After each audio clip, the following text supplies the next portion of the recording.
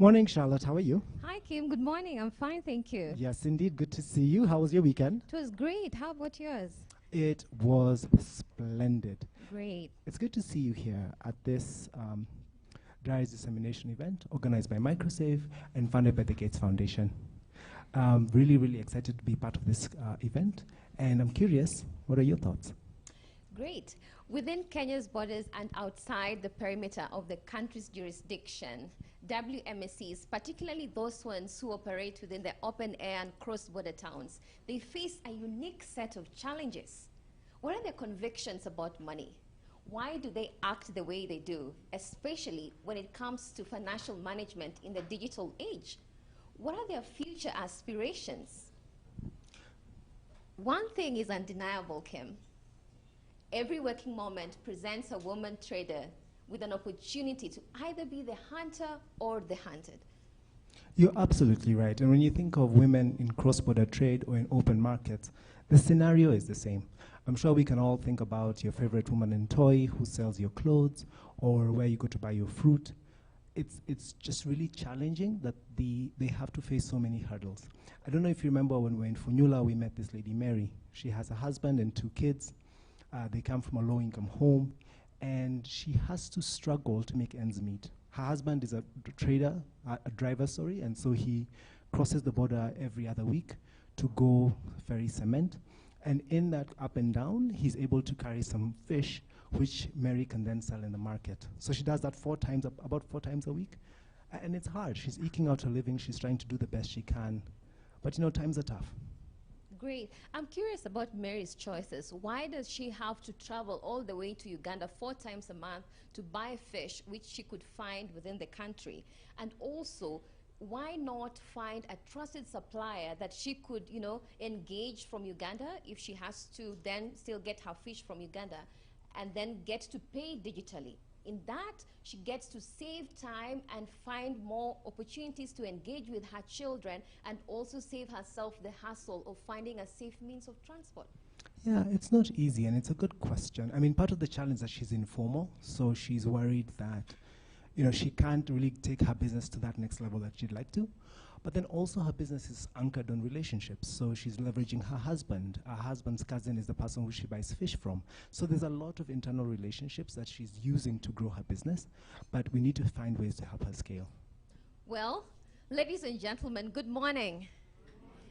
A very warm welcome to you. Thank you so much for finding time to join us in this occasion of dissemination of insights from our financial diaries. My name is Charlotte Uching, and I am from the Banking and Financial Services team at MicroSave, and my co-host is... Morning, everyone. I am Kim, also with MicroSave, part of the Banking and Financial Services team. It is great to have all of you here. Please feel at home. We will be disseminating results from our financial diary study. We'll analyze over 6,000 transactions, and that's what we'll be capturing and sharing with you here. Indeed, this is an action research program that has been commissioned by the Bill and Melinda Gates Foundation with an objective to resolve some of the constraints that these women that we've talked to you about, they face, and also provide to you some of the opportunities that exist within the digital and financial services that could actually be exposed to these women. So part of our collaborative approach, is very inclusive, working with the women in the open air and cross-border traders together with the financial service providers to diagnose the problem that these women face and also develop solutions based on our diagnosis. Kim, I know that we have about 3 outcomes in this action research program. Yes, we do. So the first thing is we want to really understand women like Mary. What makes them tick, what makes them thrive, what works for them, what's not working for them. So the first thing is really just about unlocking that understanding. And then 2, with the support of our action research partners and the financial sector players in the room, to really design products and services that can help women like Mary scale their businesses, move from being informal to formal and thrive, and maybe even become cross-border entrepreneurs themselves. The third one is we want to deliver these solutions at scale, which means leveraging drivers to bring down costs, which means digital, which means analyzing data, which really means getting at the heart of what is driving behavior and changing that for good. Great indeed. Like I've said before, this program has been commissioned by the Bill and Melinda Gates Foundation, and we've been working very closely with a lady called Amani Mbale. She's the Senior Program Manager based in Washington, D.C. for the East Africa program, and she would have really loved to be with us today. However, she still found a way to join us. We will be playing a recorded message from Amani Mbale, and she will be speaking to us on the importance of gender-centric financial product design for women-owned micro and small enterprises. Media team, take it away. Of the economy. We know that if financial services can be affordable, relevant, and responsive to women in the real economy, then they will reach others, they will reach men, and they will build economic growth, they will strengthen resilience, and we will have an amplification of financial health. And how does this tie in to East Africa? Well, the East African economies are very integrated, especially the one in Kenya. It has reach into Uganda, into Tanzania, in Rwanda and Burundi. And so we've taken the approach of seeking to serve women in the productive economy, in the real economy, across the region, because our thesis and our hypothesis has been proven that when you invest in women and you support women's enterprise, that the dividends are not only to herself, but also to her household and to her community. We have focused on action research because we know that when products and services are designed with the users in mind, with their economic cycles, their business cycles, their cash flows in mind, then they become relevant to them. We also want to use market research in an effort to understand what type of pricing would make sense for these consumers. Action research allows us and providers to have early insights as to what can make products and services, marketing, and the basic offering successful to the target group that we are trying to serve. Customer centricity is key in order to advance women's financial inclusion, because oftentimes services are not designed with women in mind. They are not intentional. In fact, they're gender blind. We seek to address this gap in service provision by improving the quality of services for women. And part of that quality relates around relevance, pricing, placing, and all of the attributes that a successful product has. We feel that we are getting closer to amplifying women's financial inclusion when we take a customer-centric approach from the onset, and also that solutions are designed to scale. This is also very important for private sector actors to enjoy the sustainability of service provision, and for women to enjoy the reliability of a sustainable service. Thought leadership and partnership are key to our approach in East Africa writ large. We know that in order to serve women effectively in the real economy, they are going to need more than financial services. They're going to need business development services. They're going to need market information. They're going to need make sure that policies and trade routes are cleared for them in order to transact and to trade. And so in order for us to provide an integrated and a holistic solution to women in the real economy, we have to work in partnership with others who are providing those complementary services. And what we offer our partners, what we offer the financial services providers that we work with is thought leadership. We happily fund the research that informs the way forward in a way that complements our partners, in a way that adds value to not only our partners, but also to the women that we seek to support. And therefore, thought leadership and partnership is really a cross-cutting theme. It's an approach we use whether we're dealing with public or private sector or associations. And it is going to be part of our DNA in East Africa for the time being. We are very interested not only in scale and sustainability, but in relevance, affordability. And we're interested in partnering with institutions who share our strategic vision. We are not interested in working with people who we're dragging along, but rather our partnership should be advancing the core mandate of the institution itself, so that this is a value add, not only to our strategy, but to the provider strategy or to a government strategy. So we are looking for synchronicity and alignment in our strategic endeavors. And we're looking for a true partnership where each player brings their value add to the table. And I think together we can really help make a difference and help East Africa recover from the pandemic, the economic shutdowns of the COVID-19 pandemic, and become a strong region in Africa.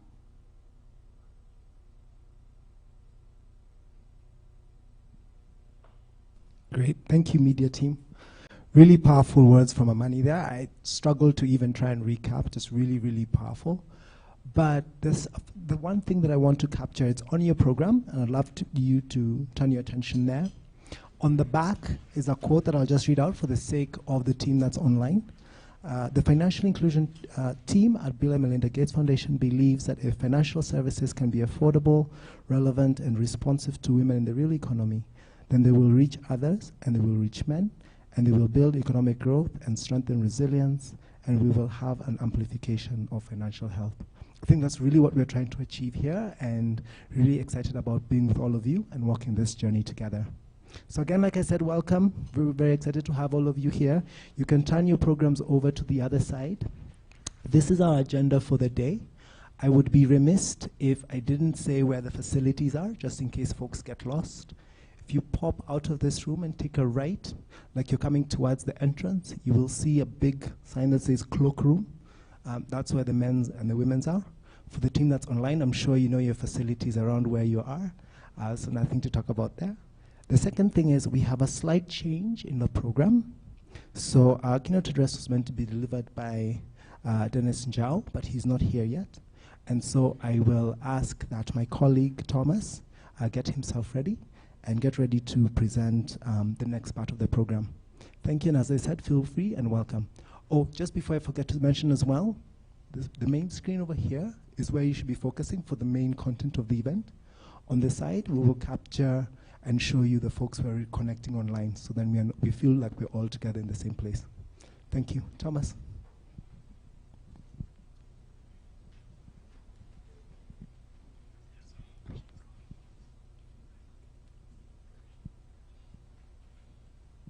Good morning, everyone.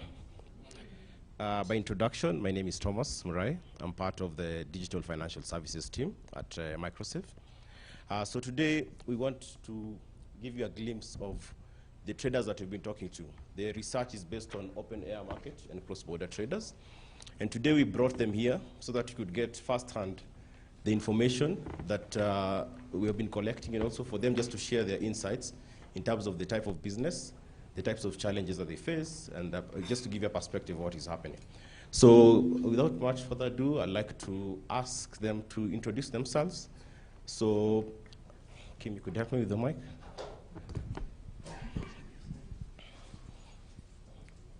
Okay. I lost you. So they'll just give a brief introduction, and then I'll call two of them to come. Good morning, everyone. I'm Alice Lemomo from Namanga, a cross-border trader. I deal with beadwork. Thank you, Alice. Pleasure. Good morning, everyone. My name is Damon Mohamud, cross-border trader from Namanga. I deal with green grocery.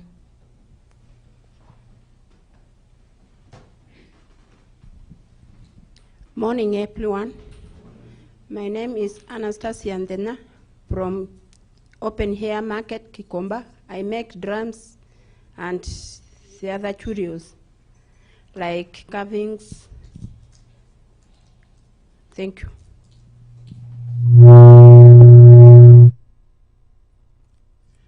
Good morning, everyone.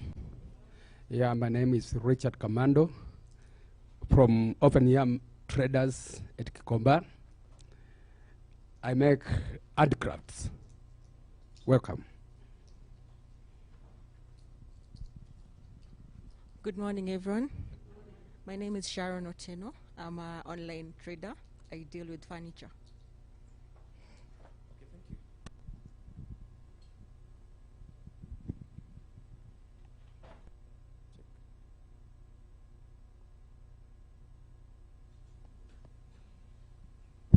Okay, thank you. So let's just introduce the whole aspect of open air trade and cross-border traders.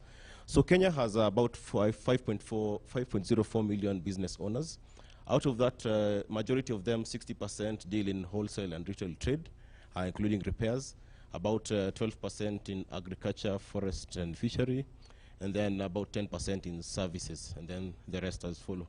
So out of this, about 3.02 million out of the 5.04 deal in wholesale and retail trade. So out of this 2.02 million, which is the majority of the segment, are actually female business owners. So 32% operate from open air markets. Around 30 to 40% of Africa's trade is informal cross-border trade. So that is the interest of this study. So trying to see the open air market trade and cross-border trade and what kind of challenges and how can they be supported to grow. And our findings are from FinAccess. The general findings are from FinAccess, so what informed now the research. And then in terms of open air market trade, so what are they? So these are traders that have a fixed set of customers and some flying customers, what you call walk-in customers. They accept both cash and payments in M-Pesa. They generally lack a license, so most of them don't operate with a license. They prefer to evade the authorities or pay a temporary fee than get a permanent license. So getting the permits means they have to close the business and make regular visits to the county government offices to get the license. Then for cross-border traders, they either have customers across the border, like in Kenya, we'd have most of them between Uganda and Tanzania. So it's either they have the customers across or they have the suppliers across the border. So they need to manage multiple currencies because they have traders, they have customers on either side of the border, so they have to manage the multiple currencies. Then some have institutional clients. For this one, they have to pay through the bank and mostly through checks. Then most have some form of license for the cross-border traders. So I'd like to introduce on stage Ann Thenya, who is an open air market trader from Gikomba, and Alice Lemomo. We'll be engaging them further in terms of the challenges. So Anne and Alice, please come on stage.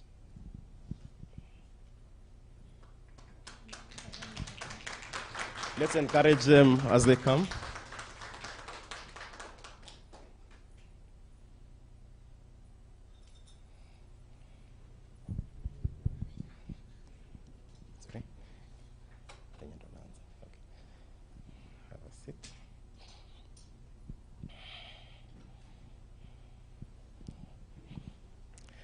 Okay, so these are representing the two segments that we are studying.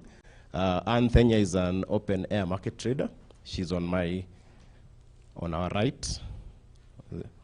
And then followed by Alice, who is a cross-border trader from Namanga. So Ann, if I could start with you, maybe just tell us what is your business, what do you trade in? Okay, thank you. I make drums.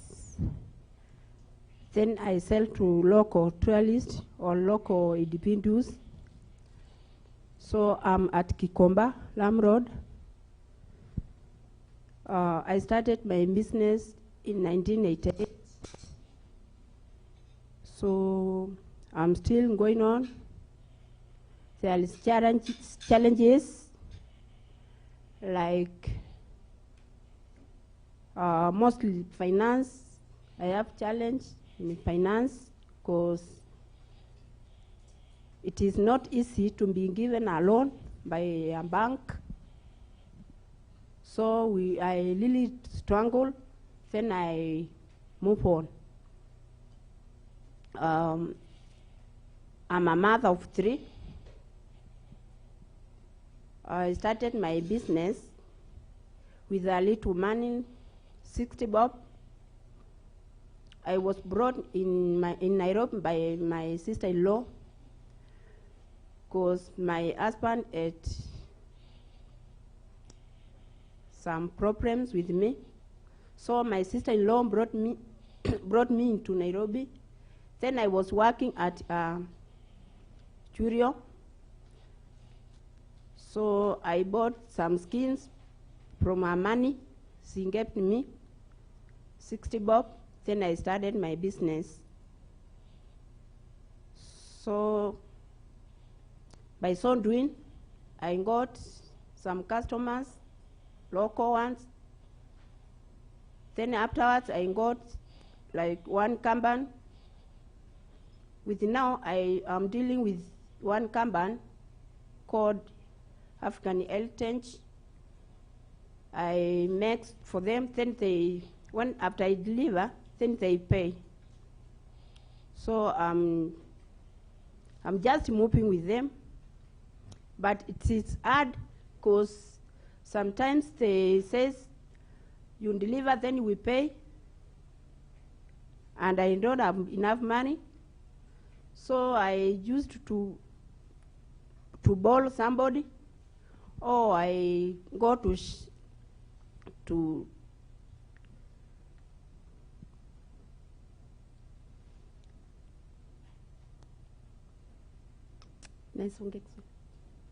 okay, I'm sorry.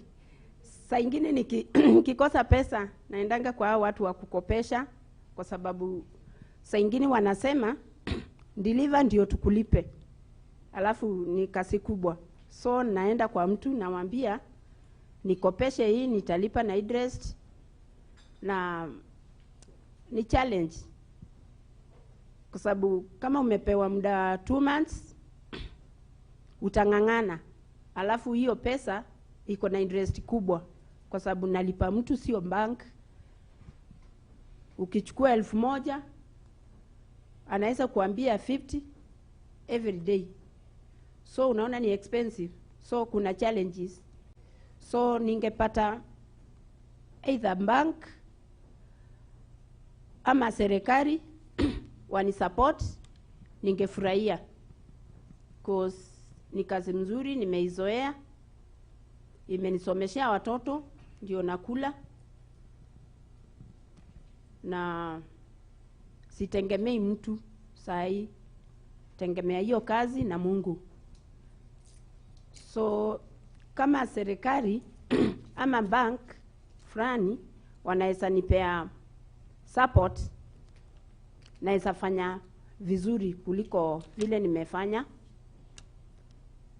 So ningeomba serikali pia, kwa sababu kazi yetu ni ya tourist, pia exhibition ikipatikana naitwa ndio ni grow, kwa sababu nikiwa pale kwa exhibition nitapata new customers, either international ama ya Kenya, nita improve. So mimi na kilio changu kwa serikali ni finance. Kama naweza pata pesa, nifanye nikirudisha, nitafanya vizuri na nitainua wengi, kwa sababu kuna wale pia wanafanya kwangu, hata kama ni piecework na walipa kidogo.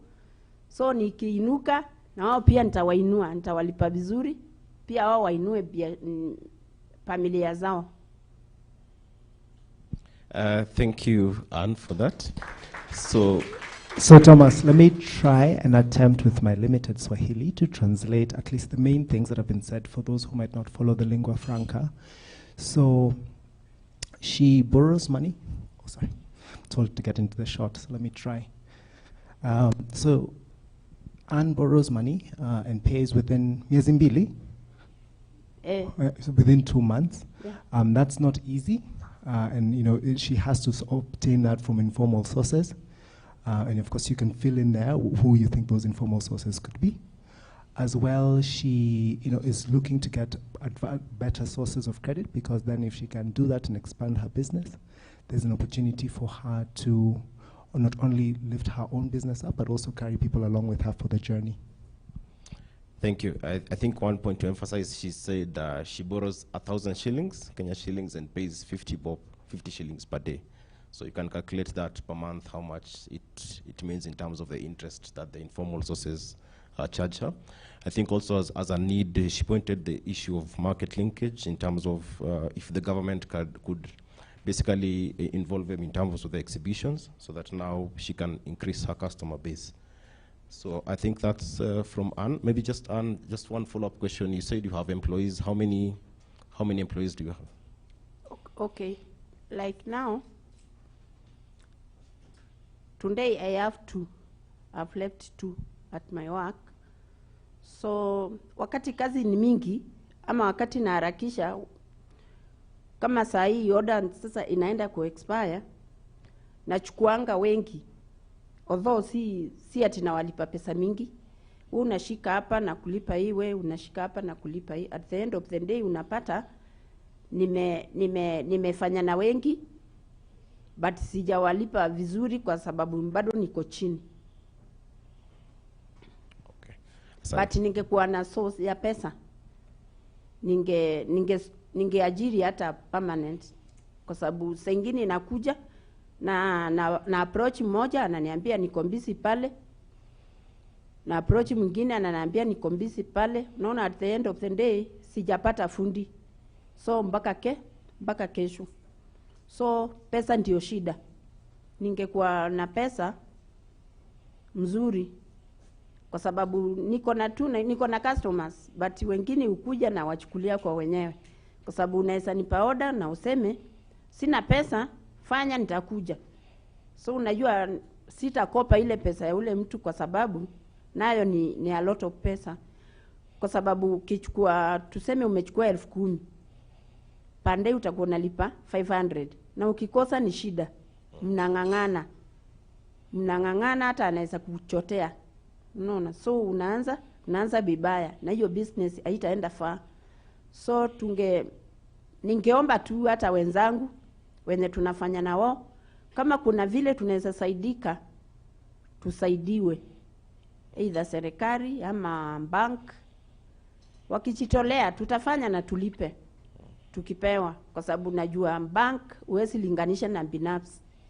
Ya mtu binafsi itakuwa expensive, lakini ya bank kuna ile interest watakuambia, na msikizane vizuri, ufanye ukilipa. Unajua kutolipa ndio mbaya, lakini kama unalipa actually hakuna shida. Nikipata order nikimbia bank na niko na uwezo, ama nilie serikali na waniambie pesa ndio hiyo fanya, na ifanya haraka kuliko vile nafanyanga. So challenge ni pesa.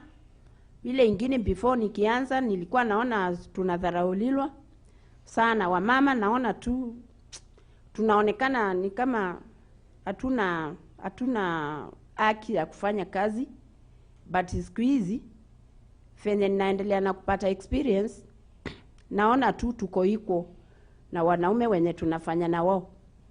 Hata tukipata pesa, wamama tunaweza fanya mzuri kuliko vile tulianza, kwa sababu unaingia tu na uoga, ukishindwa nitamake, na mimi ni mama.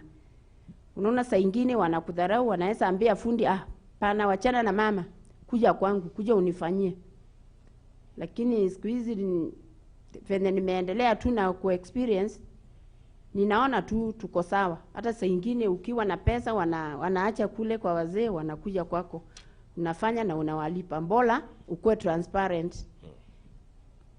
Kama ulipi, ndio sasa shida inaweza tokelezea pale. Lakini kama unalipa, mtu hawezi kosa kufanya ati kwa sababu wewe ni mwanamke ama wewe ni mama. saa hii ni at least. Thank you, Anne. So just to translate quickly, she mentioned that she has 2 staff, and she has regular casual staff that she engages as she goes gets the orders from the customers. So if she was to get financing, then she can be able to expand her business and even get permanent staff to run the business.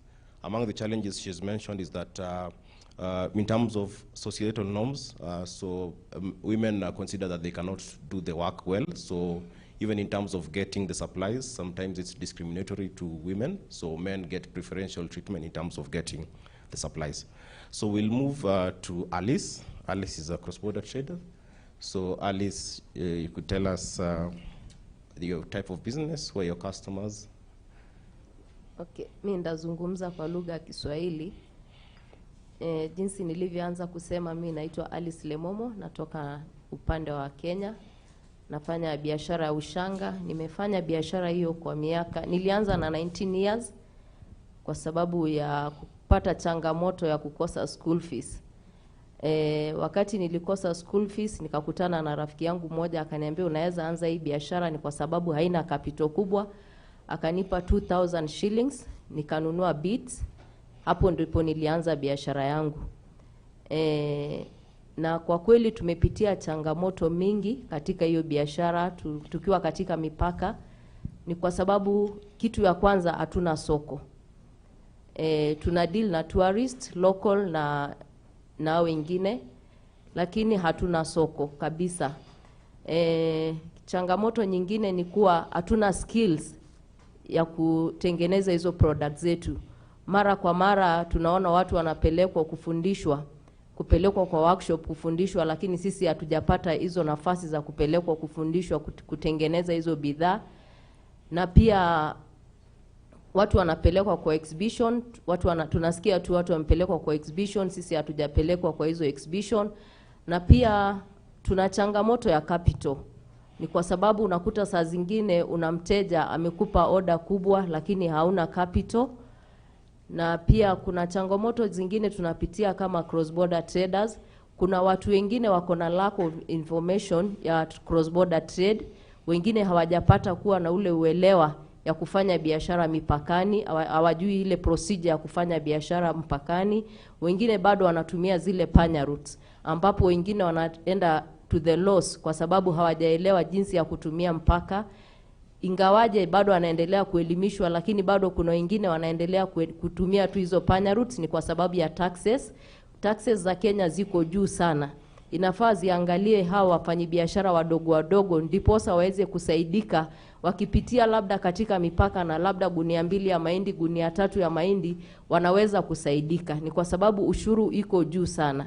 Wanafaa kuangalia hawa kina mama jinsi watakapoimarika. Ni kwa sababu kuna hii kuempower trade. Hiyo ni njia moja ya kuempower trade na pia kuempower the women. Ni kwa sababu unakuta wamama wengi labda wanataka kufanya biashara, lakini wana ile uoga. Labda nikienda pale watachukua mtaji yangu, labda anakamtaji kidogo, labda amechukua pesa kwa chama, labda amechukua pesa kwa bank kidogo. Sasa anaona akienda pale labda ile faida kidogo angepata katika ile biashara yake yote itaenda katika ushuru. Kwa hivyo tuningependa iangaliwe mambo ushuru, ni kwa sababu ushuru iko juu sana. Na pia upande mwingine tuangaliwe pia wakati tunapoa hizi loans, kwa sababu interest pia za bank unakuta ziko juu. Ndio maana unakuta kina mama wanakuwa na hizi chama. At least unaweza kopa shilingi 1500 unarudisha na interest kidogo. Na pia kama kuna labda NGOs wanaweza jitokeza kusaidia kina mama kuboost biashara zao. Ni kwa sababu tulipitia changamoto wakati wa COVID.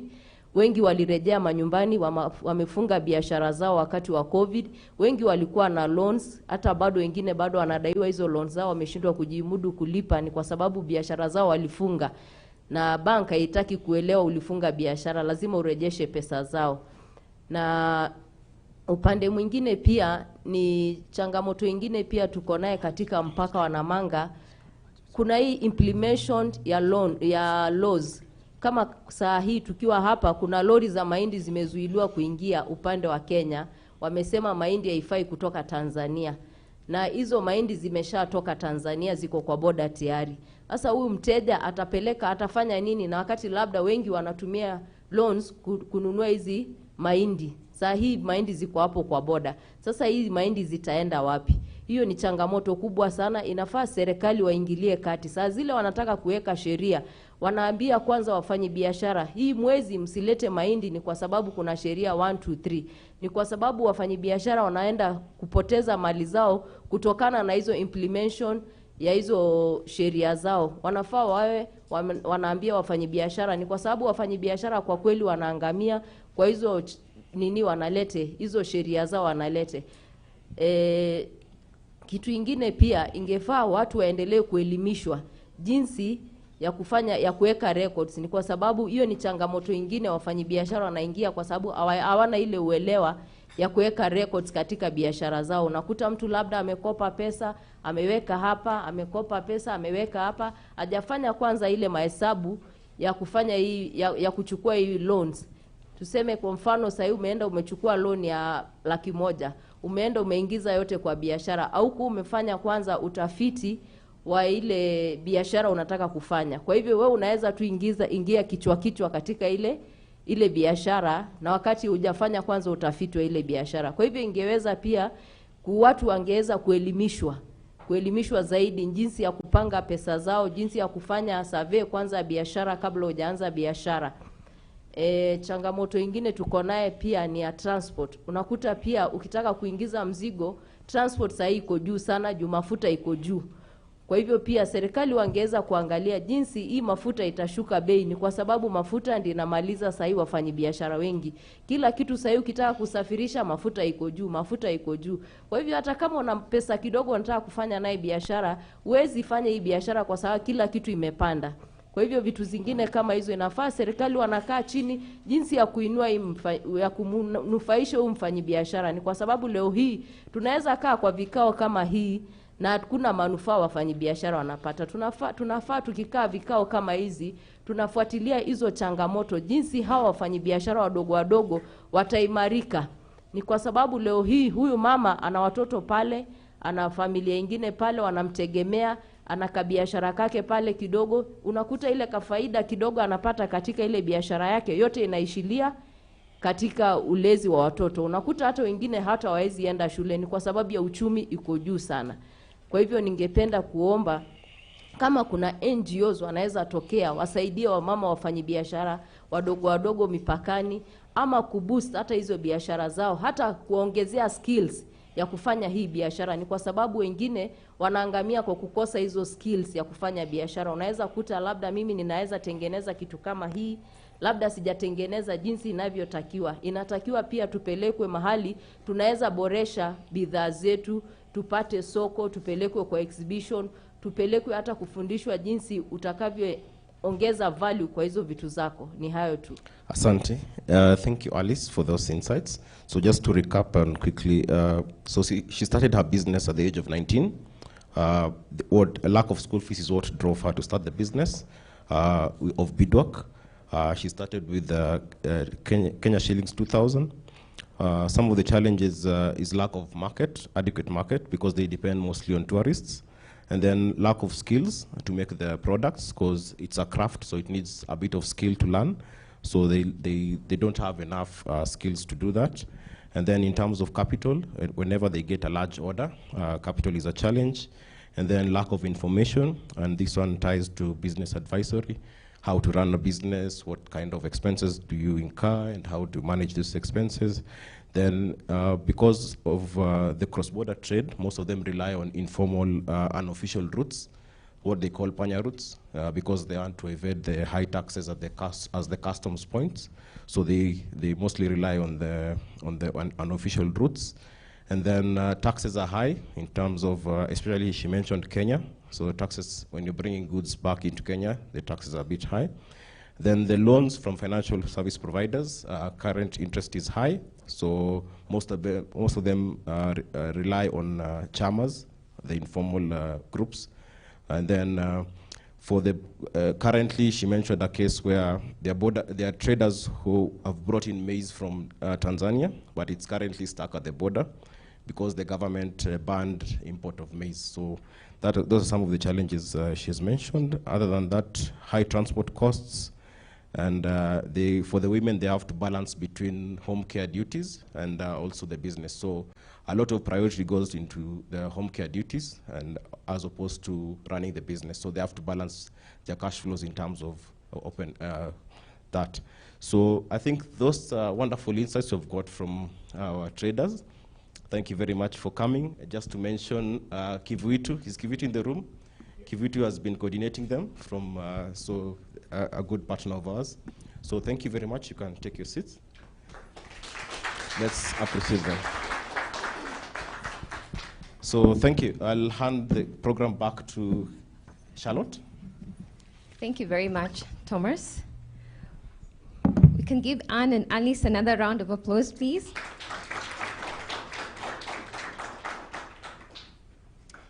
Thank you, Thomas, as well. Right. One thing we would like to just highlight to you this morning, when we look at this group of women, the women who operate within the open-air markets and in the cross-border markets, one thing stands out, especially from the statistics that we managed to garner for the period of time we've been doing this program, that the usage of DFS among women in these markets is very low.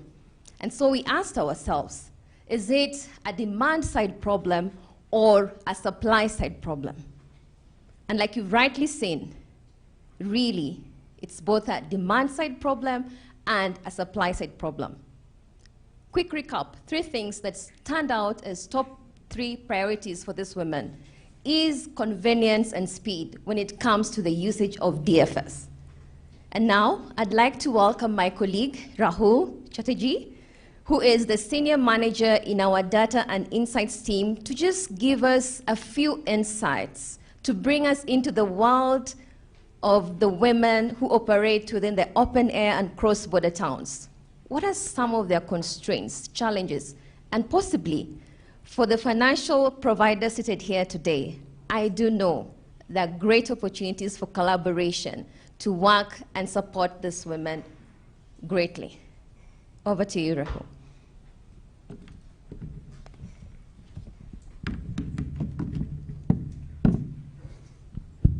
Hello. Yeah. Hi. Thanks, Charlotte. Hello, everyone. My name is Rahul, and I'm going to take you through what is this research is all about and some of the insights that we have unpacked from this research till now.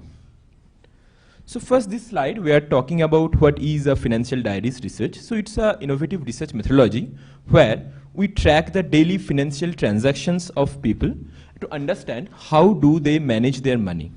And we also unpack how exactly they do transact with various different channels, various different sources, and what is the implication of this on their life.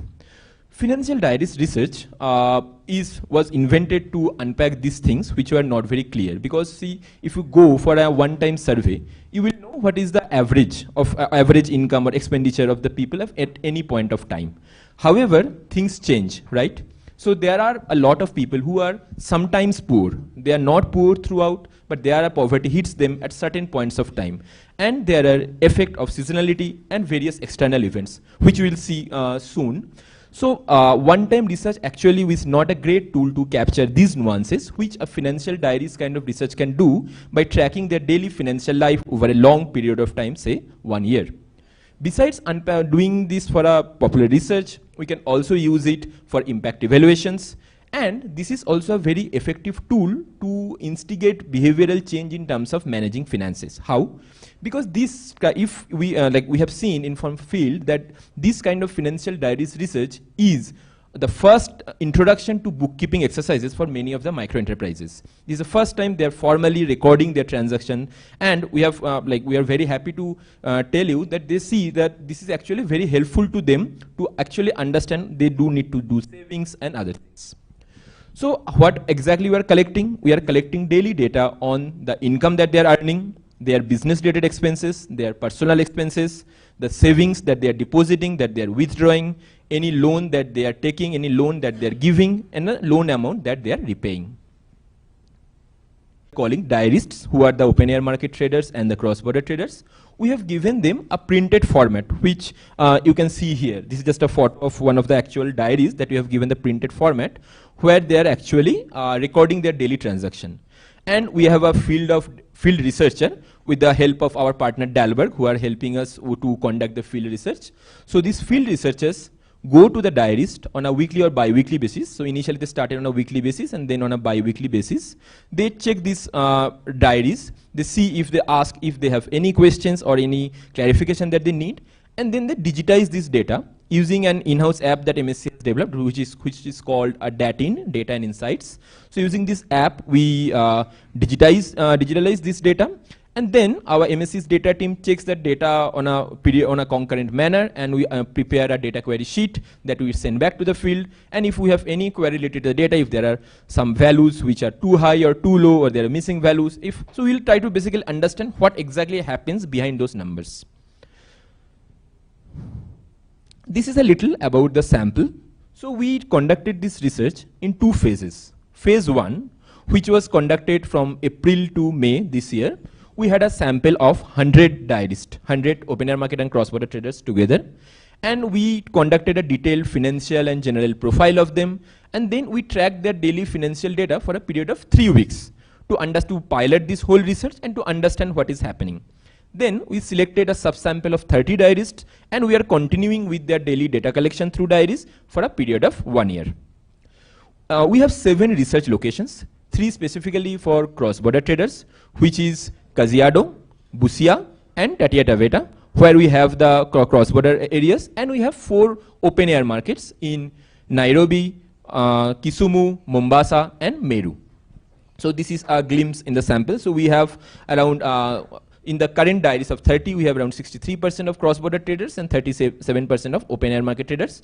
And we have both women and men sample, because to understand the gender nuances, we need to capture the whole gamut. So out of this 30, we have around 78% women and 22% men.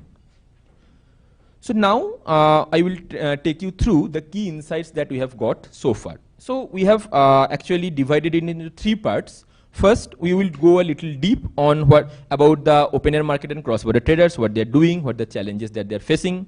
Of course, which I must say will be the mere repetition of what we have already heard from first hand. So, but I will quickly try to capture that.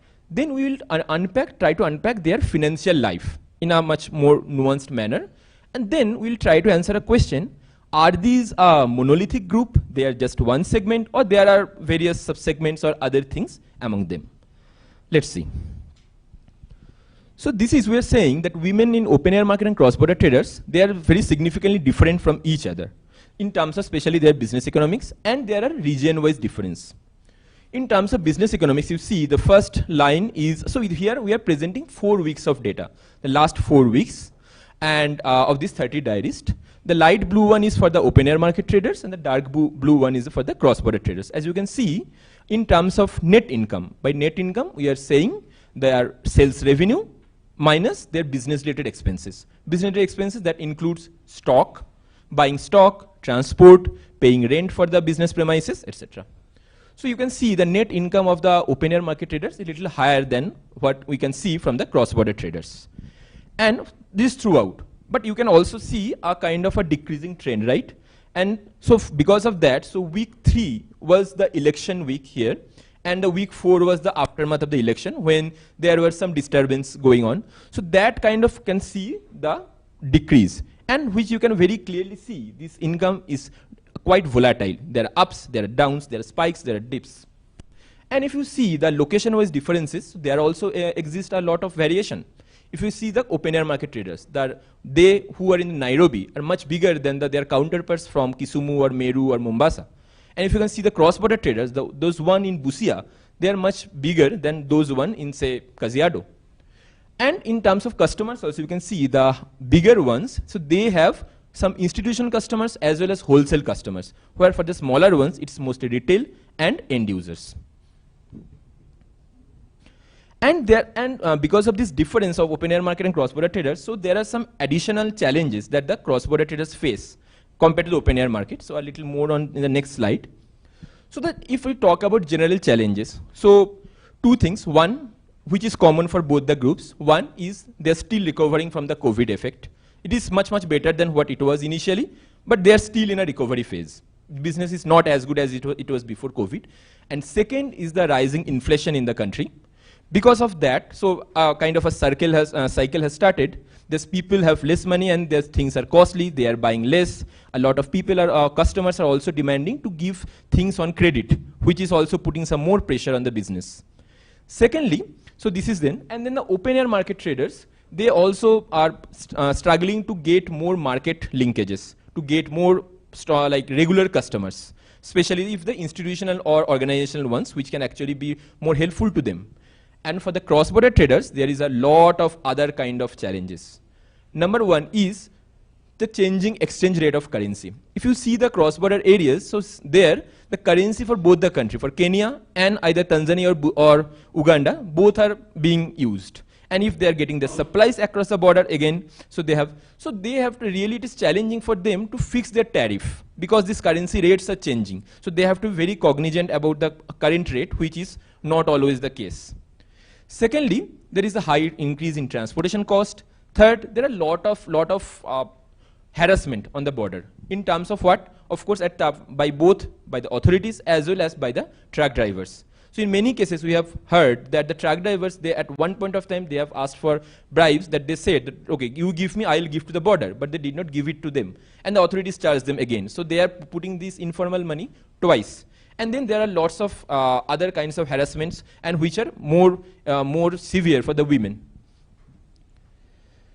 So here we are talking about the gender difference, comparing the men traders and the women traders. For both open air market and cross-border traders together, you can see the men-run businesses are much larger in scale compared to the women-run one, both in terms of the business economics as well as number of employees. Around 36% of the male traders had some employee compared to 29% of women traders. And as you can see, this the difference, the dark blue graph line is for men, it is higher in income. And what happens in week 4? Again, the aftermath of the election, which kind of acted as kind of an equalizer. It was both men and women were equally affected. And for the cross-border traders, especially the female cross-border traders, have to suffer more from these extortions, I would say, because they are considered as more like an easy prey, easier to extort money or easier to prone to harassment, but they do not have any option but to go ahead with this because to support their family economically, financially. So till now, we just talked about the overall life of the traders. Now let's go into deep into the financial life. So this is a case of, say, a name, Catelyn, who is a open air market trader from Gikomba, Nairobi. Very similar to Anne, whom you have just met. So she has a wholesale buyer, African Heritage, who buys handicrafts from her on bulk. And so this data is of 19th of August, where we are trying to understand her financial life for that particular day. Sales revenue. She earned 15,000 shilling in cash from their her retail customers. And then the African Heritage has paid her 100,000 shilling in M-Pesa. So that was her income. In terms of business expenses, she paid a supplier of 15,000 shilling through M-Pesa for buying stock. And there are other things like transport. She has also made a kind of an investment. She tried to diversify and started to open a new location in Westlands. So she also paid the monthly rent of that shop, the second shop that they have, other than the Gikomba one. Then she had some personal expenses. She had to pay her home rent, she had to pay for lunch and airtime. So these are her income and expense on that particular day. Then there are savings and credits. She did not have to pay back any loan on that day, but she did savings in 2 ways. One, savings in Chama, in cash, 300 shilling. And then she shaved in a bank account through M-Pesa, 7,000 shilling. Now, here also comes some financial decision making. Her business is in a way that she needs to have cash or M-Pesa money handy, because anytime suppliers can come to her and she has to pay. If she misses that day, so maybe she will not have a good supply for some time. So she needs to have some liquidity with her. So that's why while deciding how much money to save on bank, she has to do a calculation. On that particular day, she wanted to have around 80,000 shilling in her M-Pesa account, so that if next day a good supplier comes, she can pay them. And the remaining amount, so that's how she had to do a mental calculation about how much money she can save on bank using a bank agent. So this is the life of her for one agent. Now let's understand two aspects, savings and credit, in a little greater detail. Savings. About choice of tools, location plays a very important role. As you can see, the open air market traders, they are mostly in urban areas. So they are more prone to have tools like savings account from banks, MFIs. But on the other hand, the cross-border traders, who are in most of the cases in the rural areas, so they have, their majority of the source of savings are Chama. This is one. Second, we found out that the motivation to save regularly is often to secure a credit line. Why we are saying so? So most of these traders are part of group lending models, where they are part of the banks who are lending them in a group, and to get a loan from those groups, you need to do some constant savings. So this happens from the financial institutions as well as some local chamas, where from the chama you can save money and you can get a loan 5 times of that, whatever you were saying. So savings comes as a kind of a byproduct of the way they want to secure a credit line. Now there are some self-imposed measures also to save. Like some of them have used a lock savings account in Mshwari. Some of them, they have made it a point that they every day they save a limited amount to Chama so that they have some kind of savings. Then they are also paying some extra. So another thing where they made a deal with their financial institution, be it formal or informal, where they can, so say for her loan repayment amount is 7,000 shilling, but she makes it a point to deposit an amount of 8,000 shilling so that the institution can make the remaining amount to her savings. So this is the way, so people have also adopted informal mechanisms to, about some innovative mechanisms to make it a point to savings.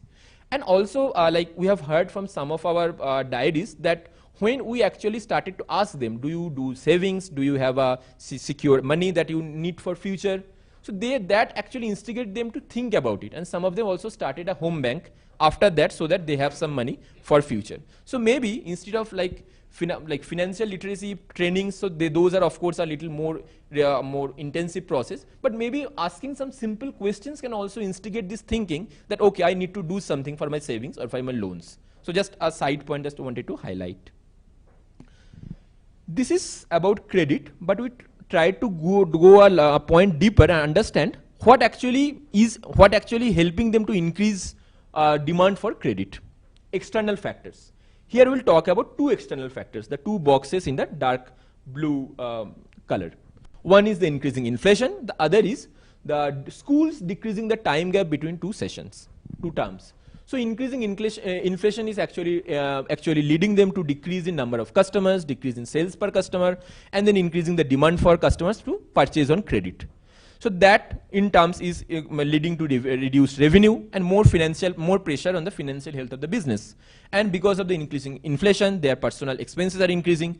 So both of these together is actually having a bad effect on their financial health and leading them to increasing their demand for more loans. On the other hand, so because of now the things are becoming quite normal, so many of the schools have reduced the gap between two terms from 1 month to 1 week. It is putting more pressure on the parents to manage the school fees within a short period of time. And what they are doing, they do not have any other choice other than to divert money from the working capital from the business to pay the school fees. And that again putting a lot of pressure on the financial health of the business. The result, more demand for loan. So the demand for loan is for their personal expenses as well as business expenses. And in our sample, the average amount of the ticket size of credit that we have is around 40,000 shilling. But of course, there is a high demand for having a higher amount. But again, lack of collateral is an issue, like all of us know. So next, we're trying to understand things. When you think about women traders, maybe we can think of like a Duka or that kind of thing, but they are not a monolithic group. There are segments inside. So we tried to do a segmentation exercise. What we did, we took a few indicators from their profiling data. The type of mobile phone that they use, whether they use mobile financial service product like M-Pesa for their business, whether they have a savings bank account, whether they do bookkeeping, whether they do some management of their inventory, whether they themselves take the major decision for business or not.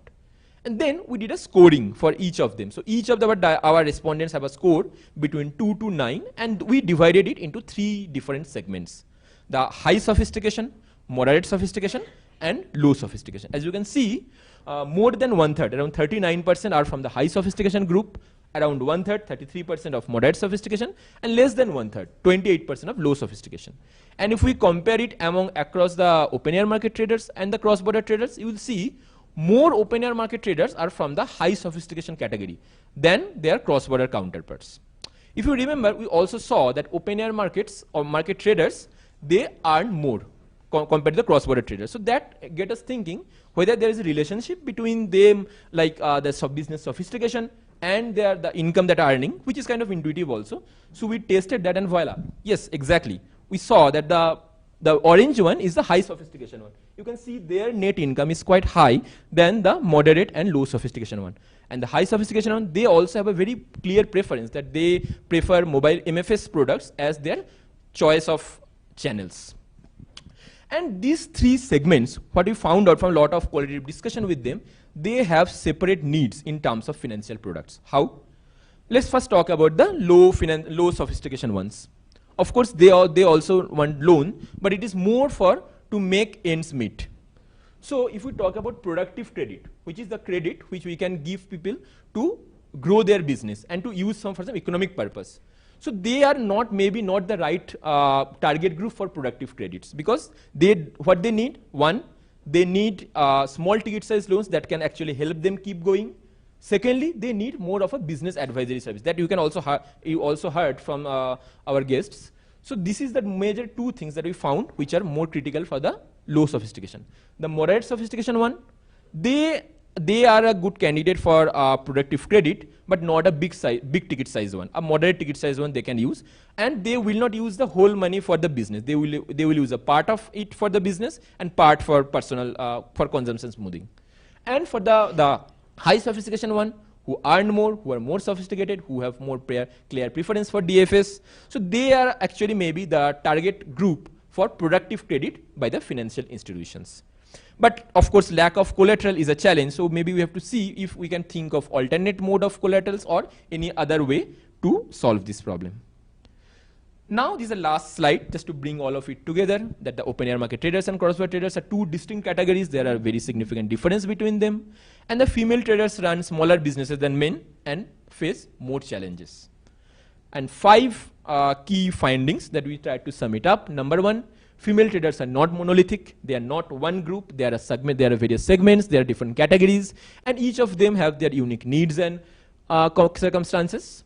Then second is, owing to the external factors, the female traders exhibit a higher demand for credit, especially today.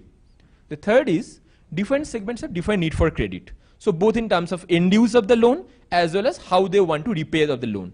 Like we have seen that some of our diaries said that they prefer Chama because the credit model, the repayment model is more flexible, which of course is true. We know that it is very difficult to do in a formal setting, but that's what is still on the say from the field.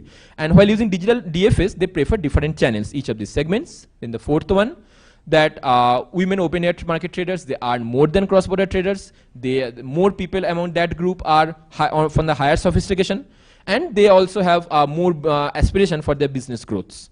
And the last, owing to the volatile nature of their business, the female traders are in the need to save for the future. It's a filled need. Sometimes they think of it by themselves, sometimes maybe asking some simple question, get them thinking about them, and they want to use various tools, very innovative methods, and location plays a very important role here. So here is, we will close the presentation, and if you have any questions, we will be very happy to answer. Thank you. Thank you very much, Rahul. That was super, super informative. Thank you.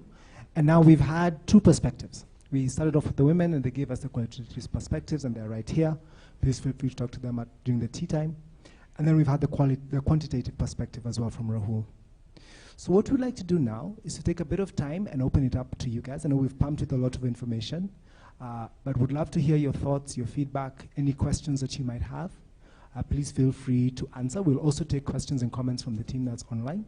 So please don't be shy. Ask. Everyone who's able to answer your question is right here. Any questions?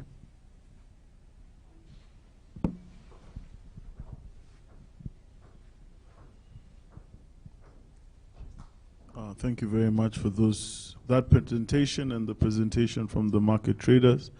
My question goes to the lady from Kajiado. She said that hakuna soko. Did you mean that there's no actual marketplace, or is that there's no customer?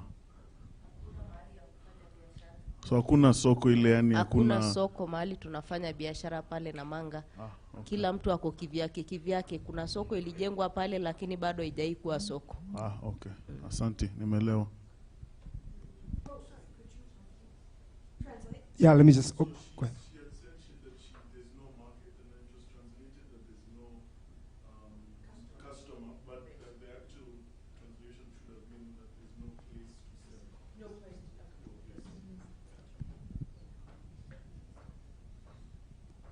Awesome, thank you for that question. Anyone else has something dying to ask?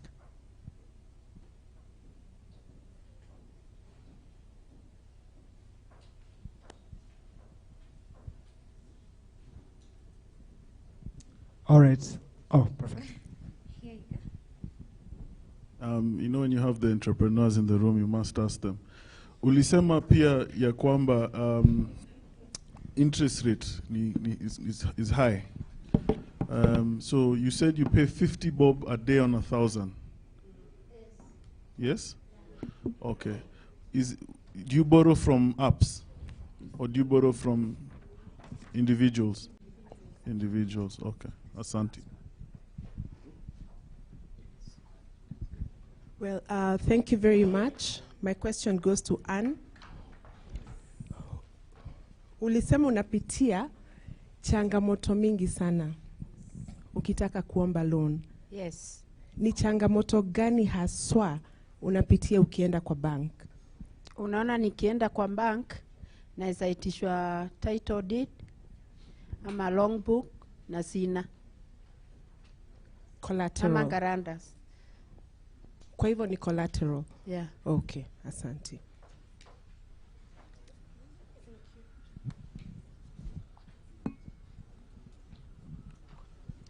All right, so we thought we might just quickly translate that for the people who didn't quite get that. So the idea was akuna guarantors, right? Yeah. So she needs to get someone to guarantee her loan, and so that forms a challenge when she needs to try and access digital financial services. So I want to open it up for questions, just in case there's someone else online. Hi. Yeah, there's a question online from Jacinta. She's asking the women if they've considered borrowing from MFIs, that is microfinance institutions.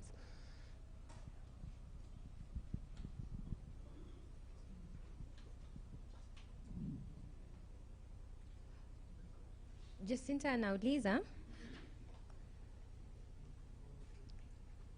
kama mtu ameweza kukopa pesa kwa. Yes. Ndio. Yeah. Huwa mara mingi tunajaribu kukopa hizo pesa, but iko na process.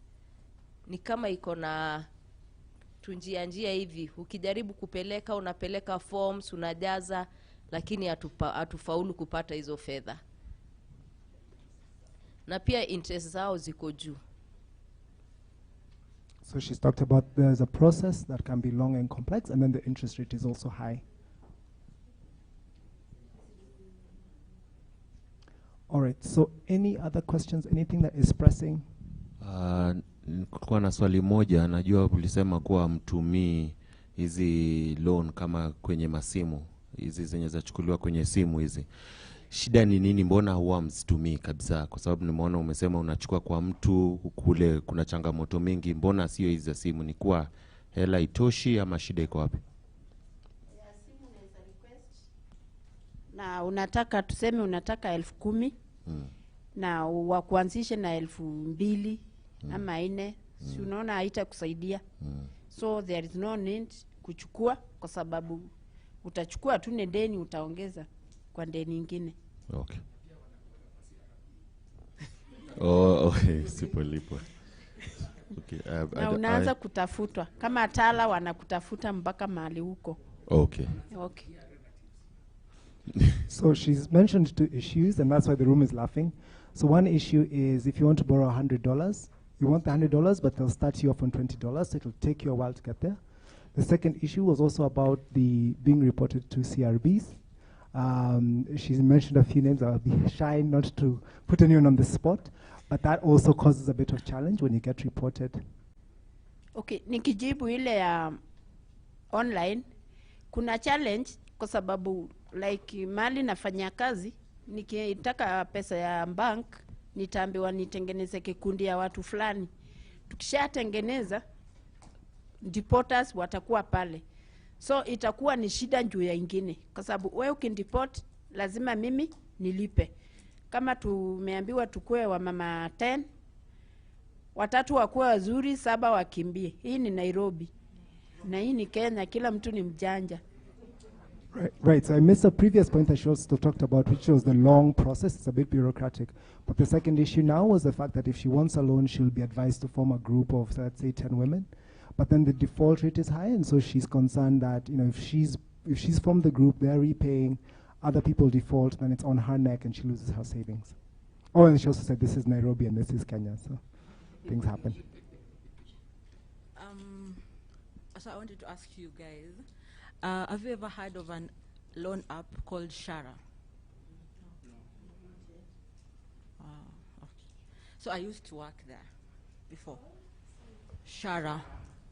It's a loan app. So yeah, Shara. Shara.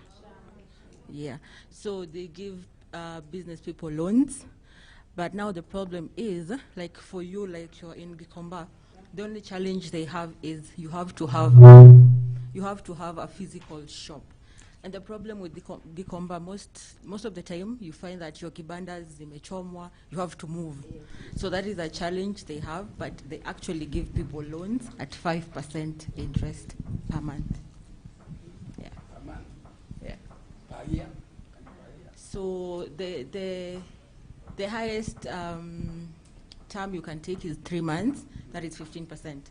So let's say you've taken 100K, and you've chosen 3 months, so that is 15%. So every week you make a payment.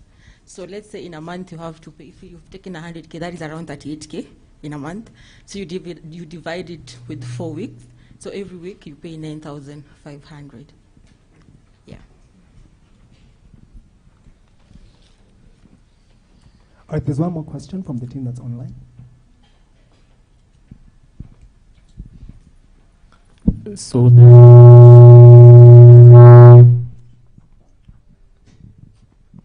there are two questions actually.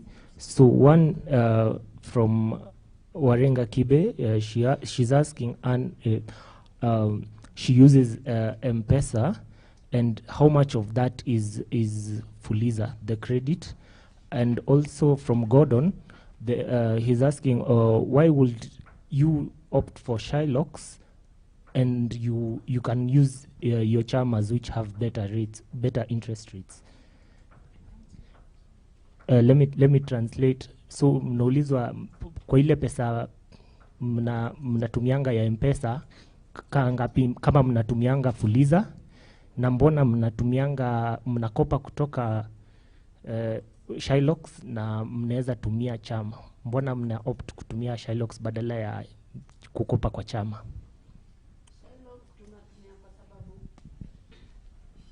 Shylocks natumia kwa sababu naweza pata order urgently. So nikiuliza Fuliza wanaweza niambia niko worth 500 or 1000 na nataka kazi, tuseme kazi ni ya 1,100 na so nakimbilia tu kwa ule mtu ndio at least nifanye hii kazi nipate ile faida kidogo ningawe na yeye. Hiyo ndio maana. Right on. So she's explained the challenge with Shylocks is, the challenge of taking Fuliza is that the credit appraisal process will be too slow. So if she wants, say, 100,000 shillings, she can only get $10 initially, while she can just go directly to the Shylock and get more money. So I am going to quickly cap it on questions, unless there's a question that you're feeling like you really can't sit on. Yeah. I just wanted to comment. My name is Edward Biketi. I'm part of MSC. Rahul, could you go to the last slide?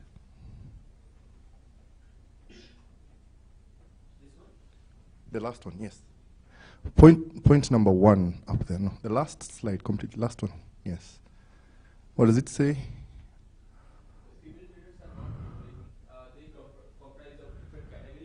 Segments, each one with its own needs and circumstances. Okay. So. This is just a pointer to the team and further research. That point talks about intersectionality. Right. Because intersectionality means people have they're categorized into different clusters based on their experiences and where they are and how power behaves. So women can be, it's just helping the inclusion part. Women can be sort of marginalized because of disability, because of religion, because of location, yeah? Right. Because of ethnicity. So it's just that I'm pointing out that helps unpack that in terms of inclusion. Thank you. A really great point, Dr. Biketi. So it also goes well with what we are trying to see, that one is, of course, their financial behavior and sophistication, but also location played an important role, like you were saying. So gender, their locations and other aspects all put together actually affecting their financial and other lives. So thank you so much for pointing that out.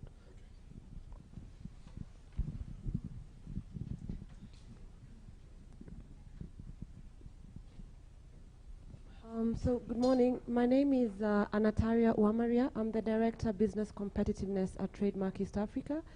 And my question is just around the financial diaries and how much information we can actually get on the cost of financing for the traders, because it's very clear that just the calculation in itself is it's a stretch for them to actually understand the implication on their businesses. So as you collect the information on the payments they're making on a loan, for example, or mobile payments, do you also take into consideration, or do you request that they also look at some of the costs that they incur when they're paying or when they're receiving payments? And then these interest rates on a daily basis, because in most cases you ask a trader, how much are you paying back? They'll give you what they assume is the total cost and not necessarily the cost they incur on payments that are being made on a daily basis or a weekly basis or a monthly basis.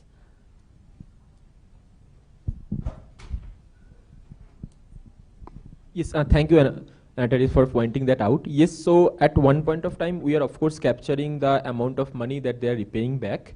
And on the other hand, we are also capturing a couple of other things which are, say, other kind of expenses. Say, if it is related to travel or other expenses that actually goes into securing the loan and paying it back. So in terms of those, it is coming from the daily diaries data. For the other point that you mentioned, whether how much part of the total amount is actually interest versus how much is the principal. So that we are trying to get for each. So we are making a detailed profile of each of the 30 diarists with whom we are working right now. And we are trying to get a detailed understanding of these aspects about their which part of that is, whether they know it about it or not. And secondly, we can also collaborating it with the financial institutions to understand how much of their if there is any information gap between what the diarists are understanding and what is actually going on. So yes, that is in the process. So we do not have it right now, but that is in the process to finding out for each of the diarists. Thank you so much. It's a very important point. All right, we have one more slot before tea. And I know you're probably sitting on a few questions, and over tea time, I'm sure those questions will bubble up. So please use that time to talk to our panelists or talk to anyone that you'd like to get a few answers to. But now it's my pleasure to introduce our keynote speaker. Apologies he couldn't come right on time, but Dennis, we're very happy to have you here. So Dennis is the Director of Retail Banking at Payments at Equity Bank. He has over 17 years of banking experience, working at leading financial institutions in the country, and has been behind amazing product innovations and rollout. So Dennis, the floor is yours. Thank you. Thank you, thank you, thank you. It's still morning. Good morning. Good morning. Very good. Nice to be here. And yes, apologies. I couldn't manage to be here when we were starting, but I did give my apologies, and I'm happy to be here. It's good to see all of you wonderful people. Sorry, my voice is a bit spent, but we shall work with it as it is. Is that all right? Fantastic. It's good to see all of you. My friend Tamara, really good to see you here. And everyone in the room, our customers.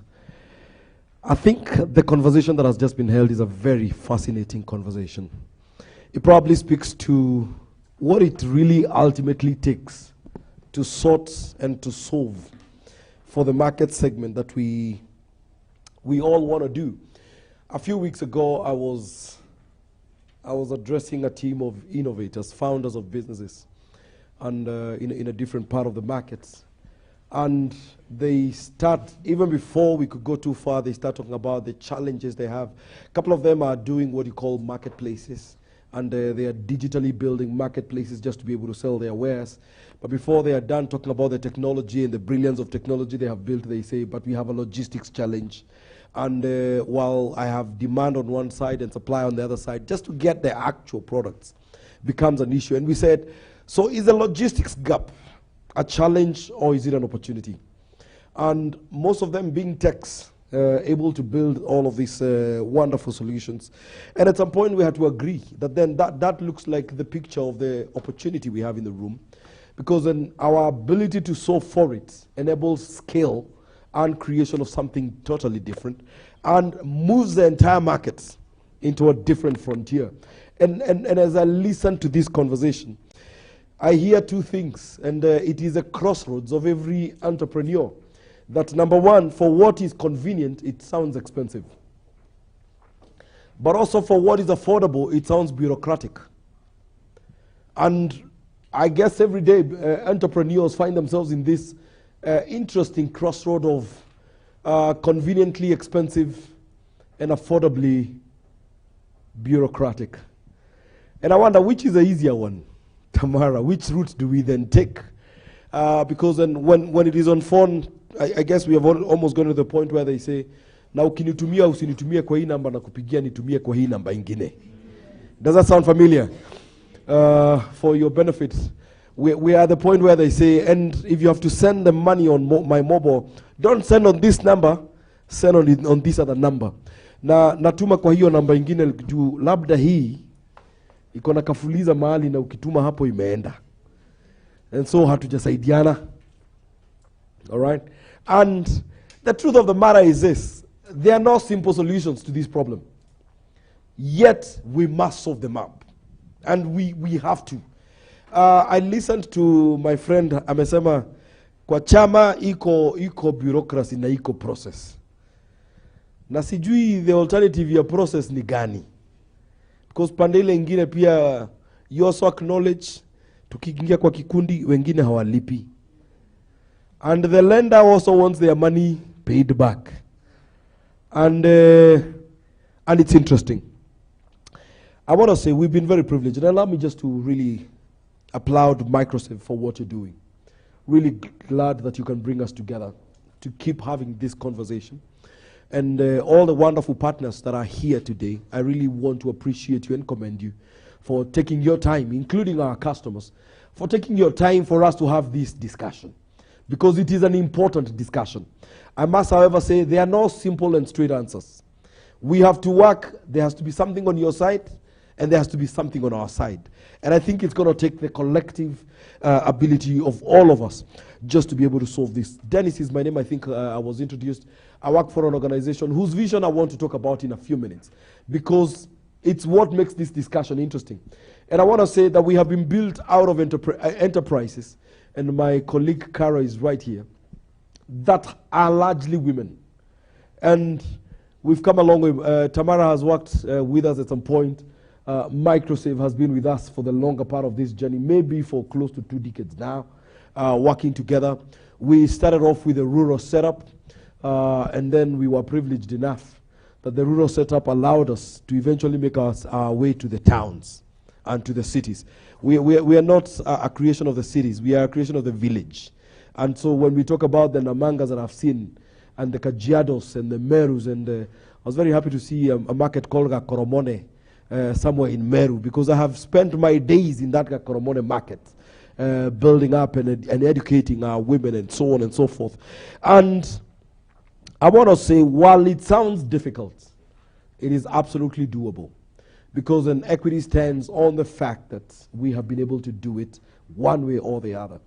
We continue to engage in more ways than one, because our quest to improve and build on what has been done continues, and we continue to see the opportunities that lie ahead. Today, when you say to me, Namanga, there is no market, then what goes through my mind is, how do we then build the market? And how do we make it available so that then people can do the trade that they need to do? And maybe the auxiliary issues that we may need to solve for to eventually get there. But hey, if that's what it takes, then it must be done. It must be done. We stand on an interesting trajectory as Equity Bank. Our roadmap between 2022 and 2025 is dubbed the Africa Recovery and Resilience Plan. And it is our Marshall Plan for the period between 2022 and 2025. Equity started off 1984, became technically insolvent 10 years later, has risen from insolvency to probably becoming the largest bank in East and Central Africa, from a balance sheet perspective and from many perspectives. Over the last 38 years, we have been privileged to be home to close to 17 million customers. But our desire by 2025 is, while it has taken us 38 years to build 17 million customers, the next 3 years must help us to build it to 100 million customers. And that's what we are up to. Effectively, it means that then we only have another 3 years to build a base of about 83 million customers. But for us, these are not just numbers. This is the bold statement of saying we want to drive inclusion in every way we can. Because then whichever way you dice the number of 83 million, these cannot be corporates. This would have to be retail markets. These would have to be individual customers that have the aspiration of making something better with their lives and building their enterprises. And if I speak a bit into that particular number, and by the way, it's going to be done, and that's why I'm very excited about the financial diaries, because then there is absolutely no way of doing this in the traditional way. It has to be digitized. No two ways about that. And speaking closer to those numbers is the fact that then within those numbers, we seek to support 5 million businesses, 5 million enterprises. It's part of what we must fund within that space of time. But let me also say, 5 million is not just 5 million, but it is what the 5 million represents that becomes exciting for us. Because then for us, every enterprise is an ecosystem. And we don't look at any entrepreneur as a standalone enterprise, but we do look at them as an ecosystem. If you think about what businesses do, they in effect provide demand for producers, and they then deliver supply to where the demand side looks like. And they're an intermediation, if you think about it. This animal we've called MSMEs does nothing more than redistribute resources and products and commodities within the market, irrespective of the size or scale.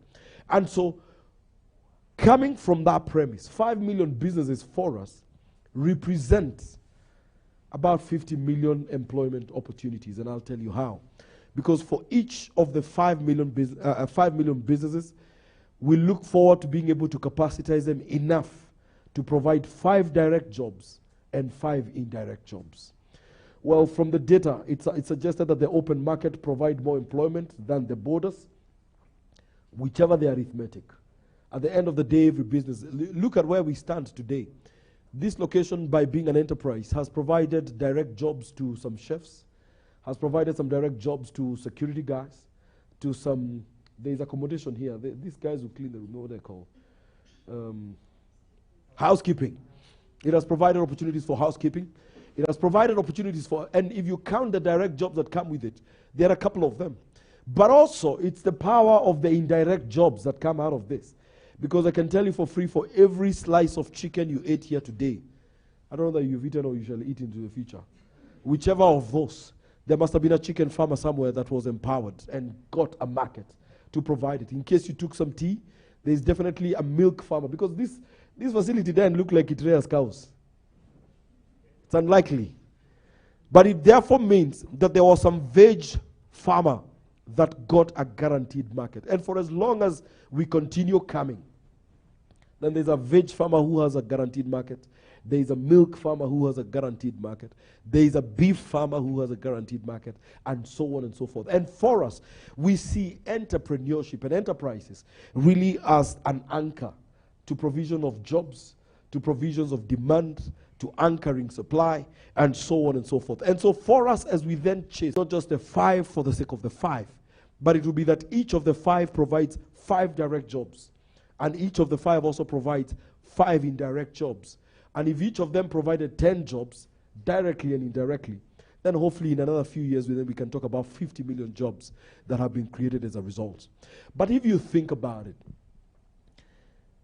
going back to where I began, that what is convenient is expensive, but what is affordable is too bureaucratic.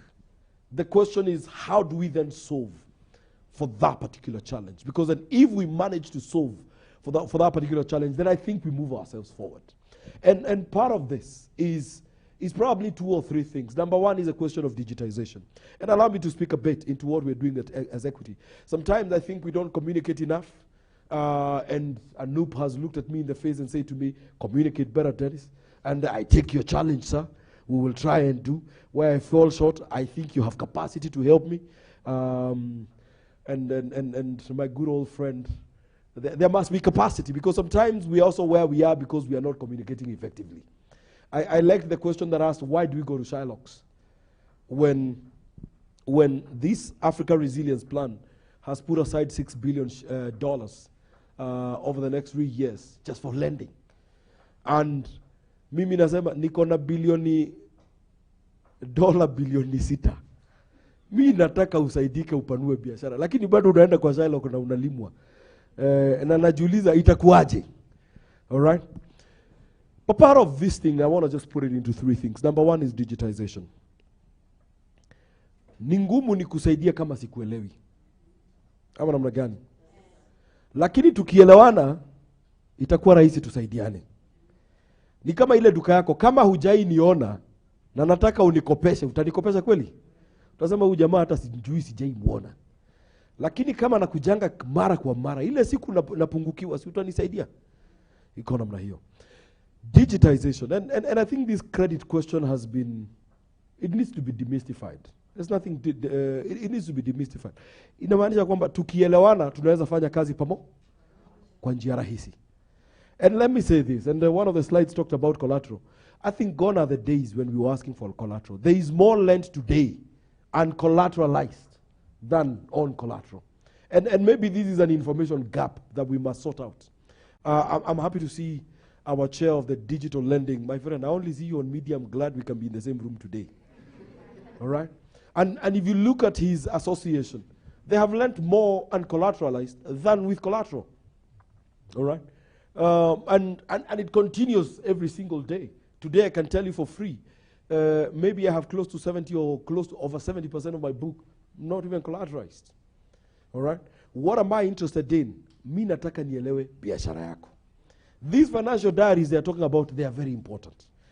And I want to give you a platform on mobile that you can receive payments and release payments even at no cost, because the interest for me is not to make money out of your transactions, but just to understand you.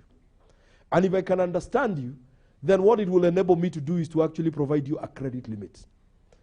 And whether that is provided by myself or any other financier in here, that's what I want to do. And I don't want you to close shop to come and borrow. I want it available on your mobile phone. But if you don't like my limits, chances are very high you're also not doing enough with me. All right? Because I assign you a limit based on what you're doing with me. And that's one. We continue to then assign a limit that you can pick from your phone, borrow. And of course, for someone like banks being regulated, it means I cannot charge you beyond a certain interest rate because I am regulated. If I tried to do that, the central bank comes on my neck. And I have a license to also protect. But beyond a license to protect, I also want to say I think the social license is even more important. Because then when I look back at what we have seen as a transformation driven by ladies and women, it is absolutely very inspiring. As I said, we started off with tea farmers somewhere in Mount Kenya. And those are the people we started with. And today when we see what they have been able to do, they are doing massive things. The journey of 1,000 miles does start somewhere. And so I think the discussion in the room today is extremely important. If we can assign some of the $6 billion to our women in the open spaces and on the borders, and we are currently doing a project with MicroSave on that very same topic, I think it would bless our hearts. Because then when you empower a woman, you certainly empower an entire community. And therefore, we look forward just to being able to do this. You're right at the heart of our strategic path between now and 2025. And I believe all of us who are gathered here today come because that subject does matter. And whatever it takes, I think we must do it. My final comment is to say, let's concert our efforts and figure out how to also make it convenient and affordable, and remove bureaucracy from affordability, while at the same time removing unaffordable from convenience. If we can bake a larger cake as an economy, I think it provides opportunities to every last one of us.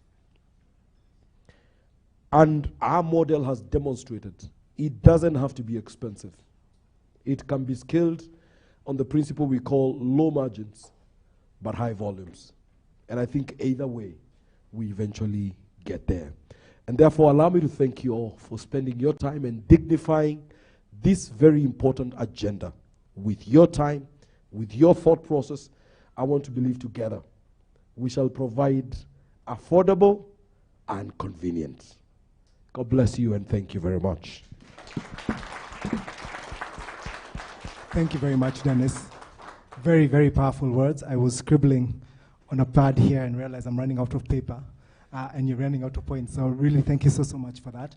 We're just about to go for tea. So I encourage all of you to take a step out, have tea, but please interact with the presenters. Please get to know someone that you didn't come with today. Get time to understand, what we're really trying to get at. But I think Equity, what you've done and presented there, Dennis, was fantastic. I've carried out so many things, especially on the linkage between affordability and bureaucracy and convenience. Brilliant. And thank you for communicating. We've seen you.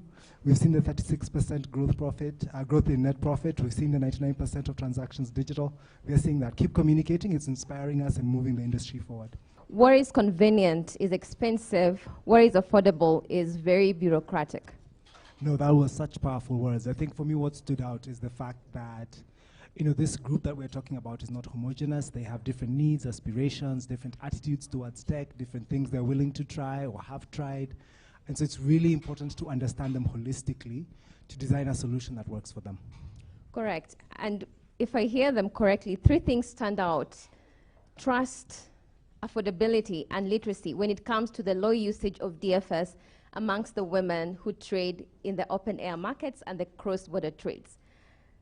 Really, Kim, do you think there's a business case opportunity that financial service providers and fintechs can take advantage of, in trying to solve for this problem? Absolutely, and that is a segment that is coming next. So I hope you all enjoyed your tea break and are ready to engage for the next session. It is going to start in a few minutes, and it is my pleasure to introduce our team leader, our domain lead for Africa, our partner and regional head, Mr. Abnoop Singh. He is as much African as he is Indian, so we are very grateful. I have been learning a few things, including how to say yes and no, but I get it confused. But Anoop, thank you so much for gracing this time with us. Over to you. Thank you so much, Kim and Charlotte, for wonderful comparing and at least telling my secret abilities as well. The yes and no. So you know about the Indian yes and Indian no. No? So you don't know whether this is a no or a yes. You know? So it is very, very subtle body language that you have to keep in mind while dealing with the Indians.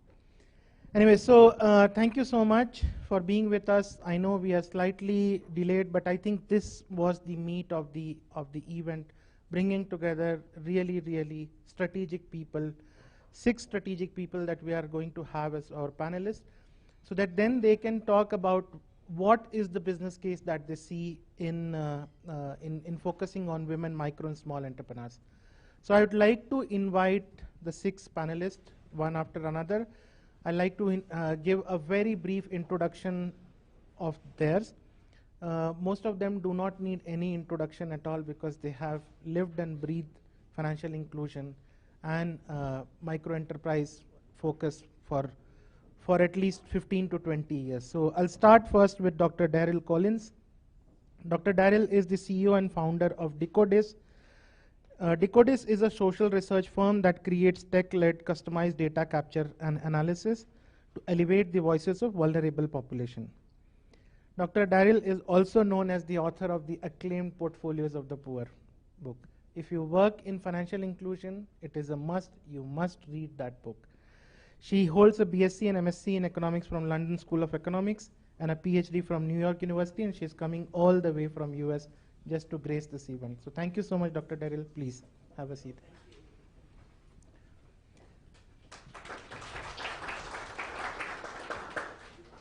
Anywhere.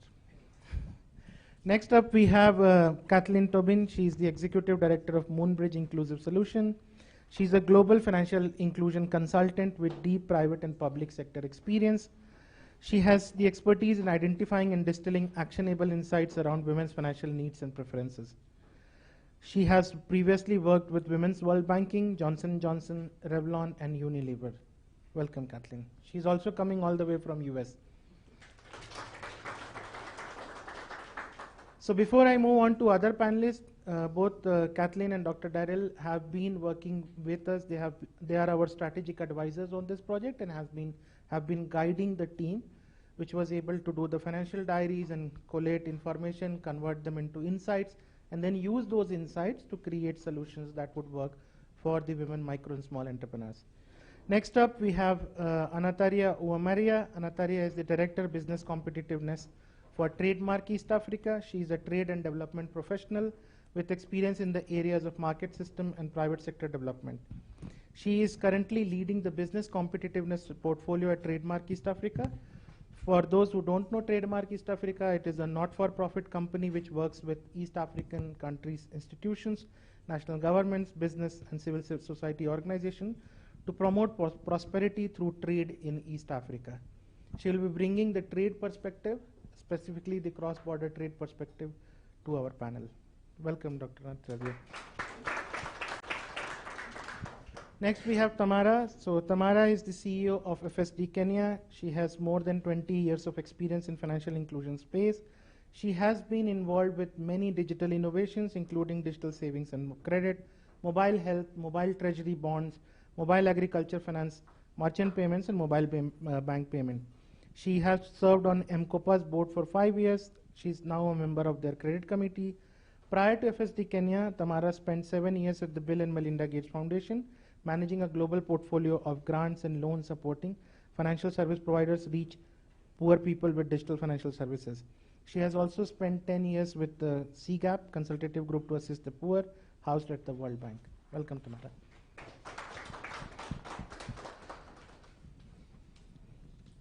So now I'd like to invite Kevin Mutiso. Kevin Mutiso is an accomplished business leader and entrepreneur. He is currently the board chair of the Digital Lenders Association of Kenya, and he is also the CEO of OA Kenya. He is the co-founder and non-executive director at Grab and Go Africa. He is also currently CEO and co-founder of Alternative Circle, a company that started off as a digital lending company and developed Shika, a digital financial product that enabled individuals with little or no credit history to access affordable microloans through their mobile phones. Welcome, Kevin. And lastly, we have Elizabeth Vasuna. She is the Director of Business Banking for APSA Group. She's an experienced business banking director with over 20 years of demonstrated history in the banking industry. She's skilled in building teams in business focused on sales and growth generation. She is a BSc in business administration and an MBA with a focus on marketing and strategic management from UCU.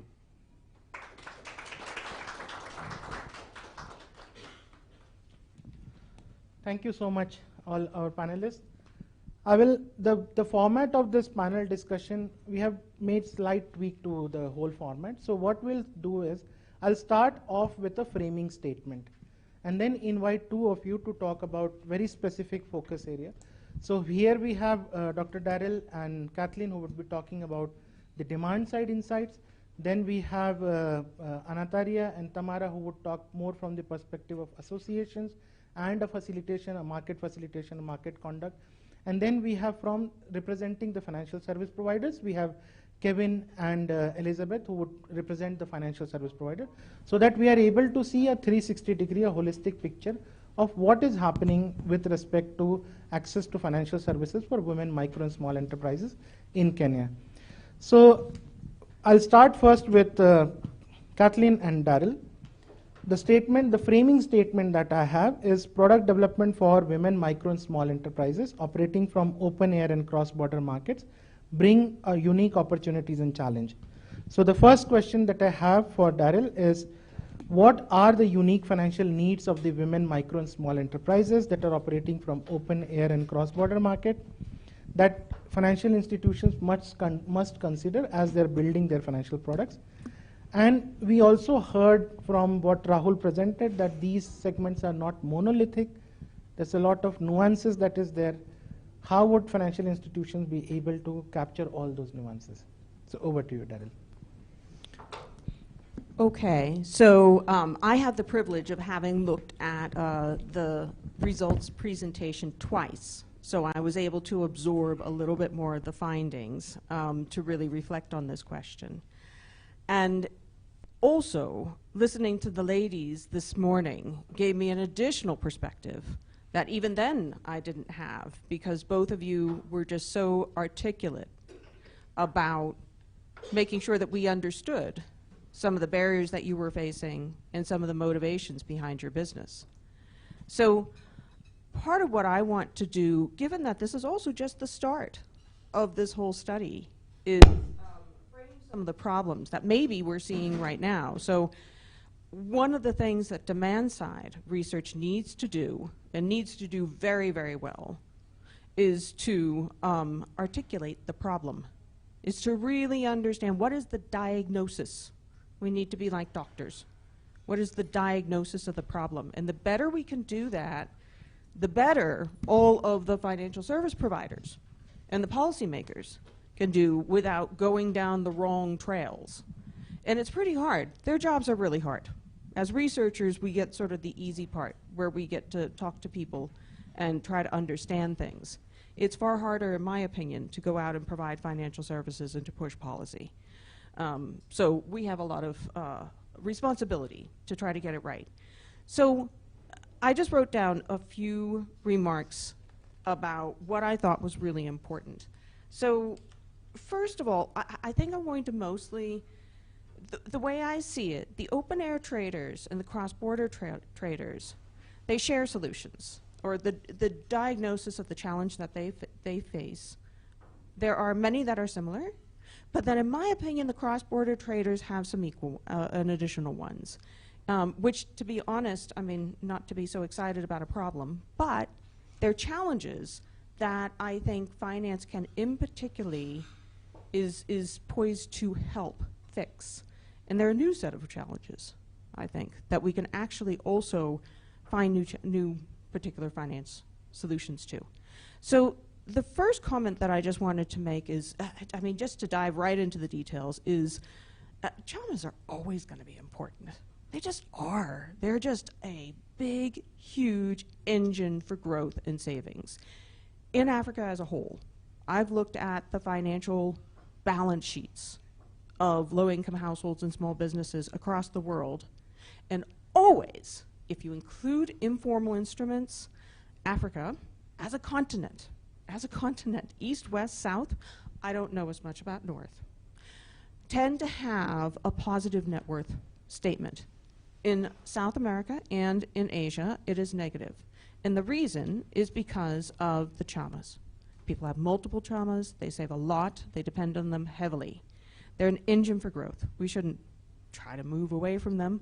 We do need to enable them. There's been a lot of efforts in digital chamas.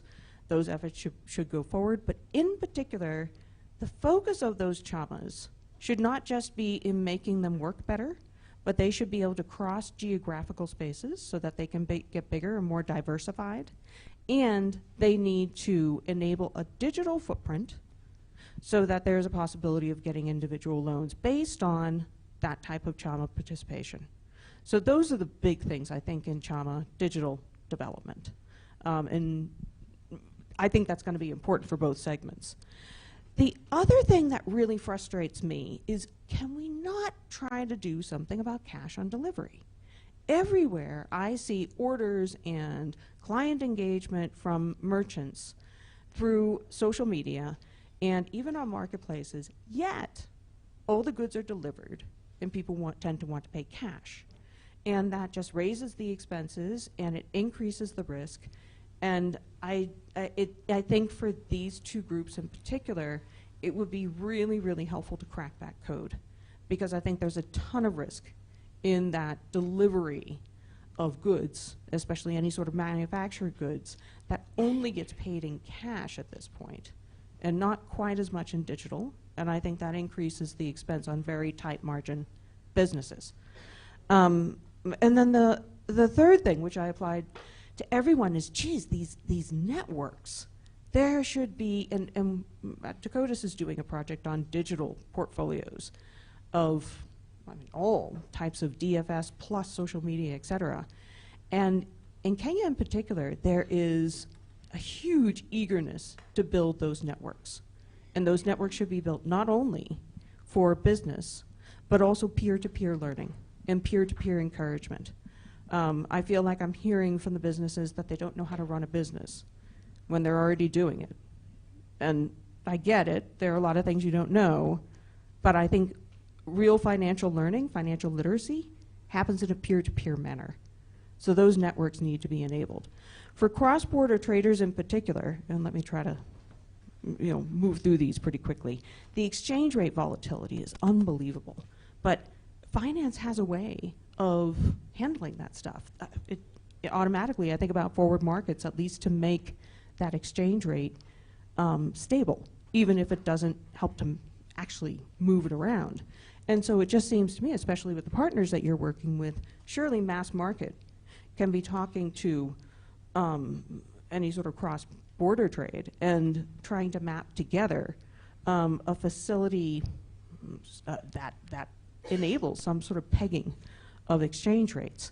That may sound very far-fetched and futuristic, but it's been we've been having those types of forward markets for years.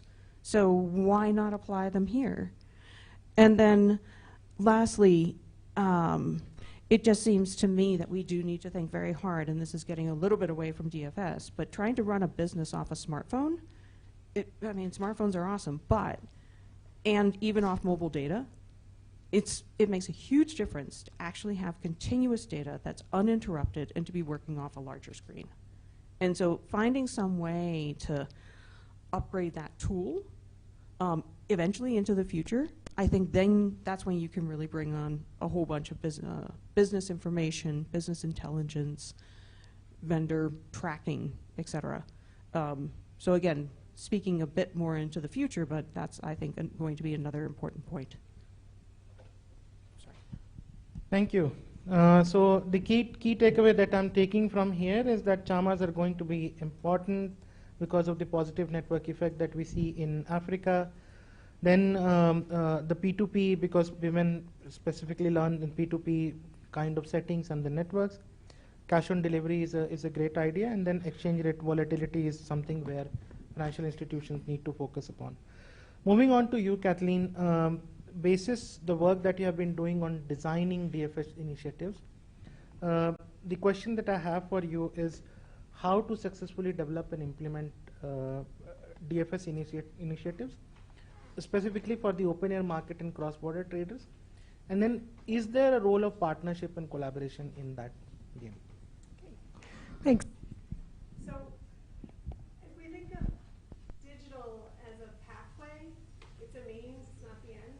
If it were the end, we would have solved it already, because we've had smartphones now for some time, and M-Pesa was launched 15 years ago, about 15 years ago. So if we think of digital as a pathway, we can also think more holistically. We can also just speak up. If we think of, if we think of digital as a pathway, we can think about what can be offered a bit more broadly. This morning from our very articulate traders, we heard a whole range of challenges. Some of them were financial. Many of them were not. It had to do with discrimination, time, other constraints. We're hearing also now about networks, mobility. And so there's a whole range of constraints that most people in this room know that women face, women entrepreneurs in particular. And one thing that has come out loud and clear from the research that I've been doing, particularly in the last few years, is that she doesn't have the time to look for solutions. Banks don't serve up solutions tailored for her, and she does not have the time to hunt. Her financial life is fragmented. As we've heard, she may use an MFI and a CHAMA and a bank and M-Pesa and 2 other mechanisms. And when it comes to building networks, her networks are smaller than her male counterparts. So I see digital as a powerful tool, as a means to bring all that together and put a more holistic solution in the palm of her hand. I haven't seen it been done well yet, but this is where I do see, kind of institutions, some banks moving in this direction, and it's exciting because there's an opportunity to really then begin to change the game in a way that's truly win-win, offering solutions that are relevant and that reach beyond the financial can also give the client tools to grow her business, which means that she can then use more products, and she's also probably becomes more loyal to the institution. So that's how I think of digital financial services today.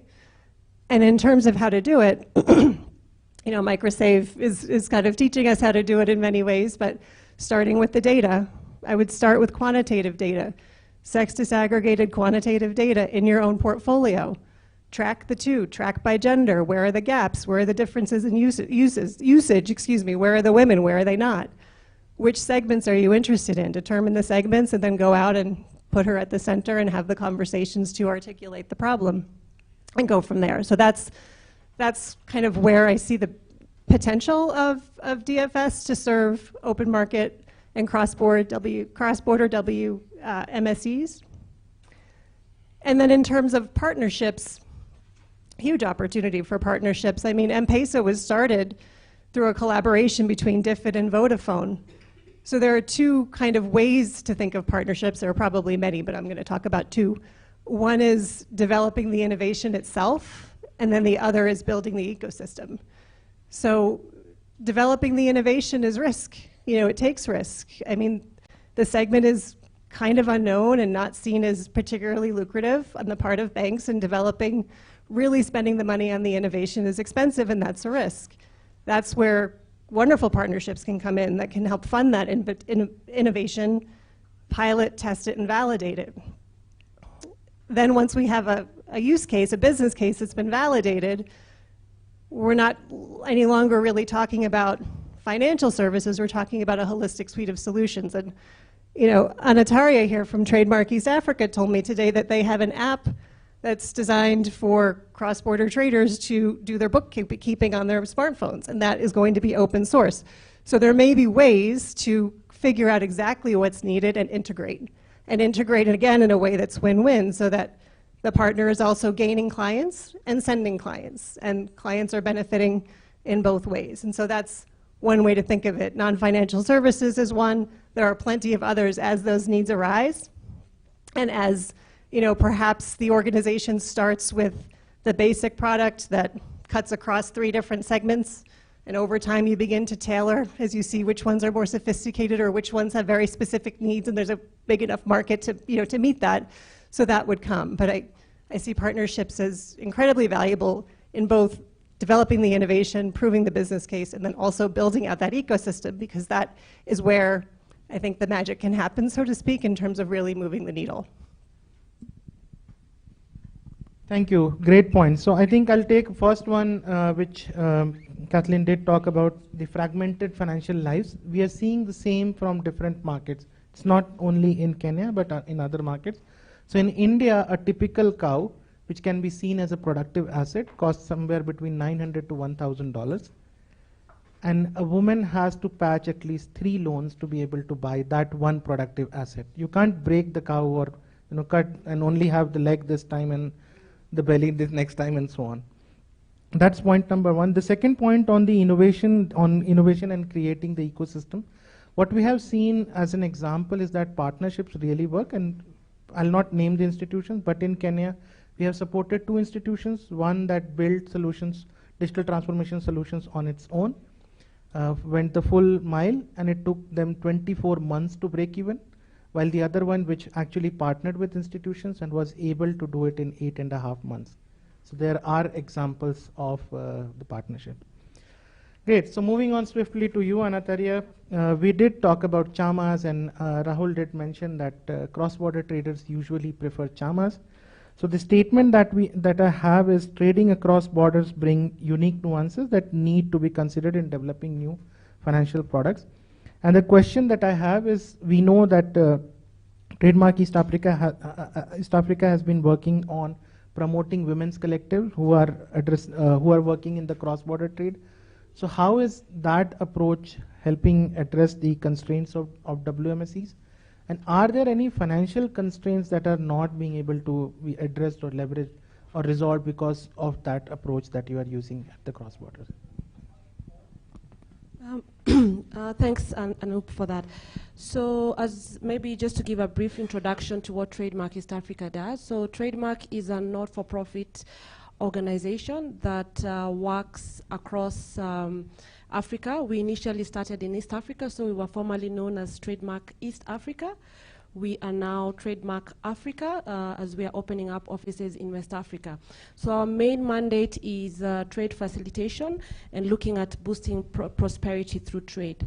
We run programming across 3 areas. The first one being reducing barriers to trade, where we set up infrastructure that facilitates ease and movement of people and goods. So developments at the Port of Mombasa, for example, digital solutions with customs agencies, construction of one-stop border posts, and trading markets, so formal markets, whether it's at border crossings or across high growth areas. Then the second work stream is around trade facilitation in general, so looking at things like quality standards, how do we support producers to ensure that they meet food safety standards and market entry requirements, and then work around elimination of non-tariff barriers, so ensuring that there is seamless movement of goods across corridors. And then lastly, it's the policy work that we do with public sector players, so trade policy, supporting government to negotiate agreements, supporting implementation of trade agreements like the Africa Free Continental Trade Agreement. And then the last work stream is the work that we do with the private sector. So looking at boosting competitiveness of private sector players for them to be able to take advantage of market opportunities. So we work on public-private dialogue, so with apex institutions like KEPSA, just for them to be able to advocate for the private sector. And then the other work stream is on enhancing export capability, so looking at challenges that private sector players face when they try to access markets, issues around logistics, issues around competitiveness, value addition, and then the most important and the one that we are very proud of is what we call a Women in Trade program that looks at greater inclusion of women in trade. So we've traditionally focused that program on cross-border traders. this was as a response to all the infrastructure work that we did at border crossings. So when we initially started about 12 years ago, there was the sense that a lot of the trade facilitation work benefits the bigger traders. So if I'm setting up a one-stop border post, it's people who own trucks that are benefiting. So how do we make sure that we are not leaving behind the underserved? How are we making sure that we are not leaving behind women traders? So we set up programs across the region, across all the EAC countries, looking at how do we move women towards formal trade.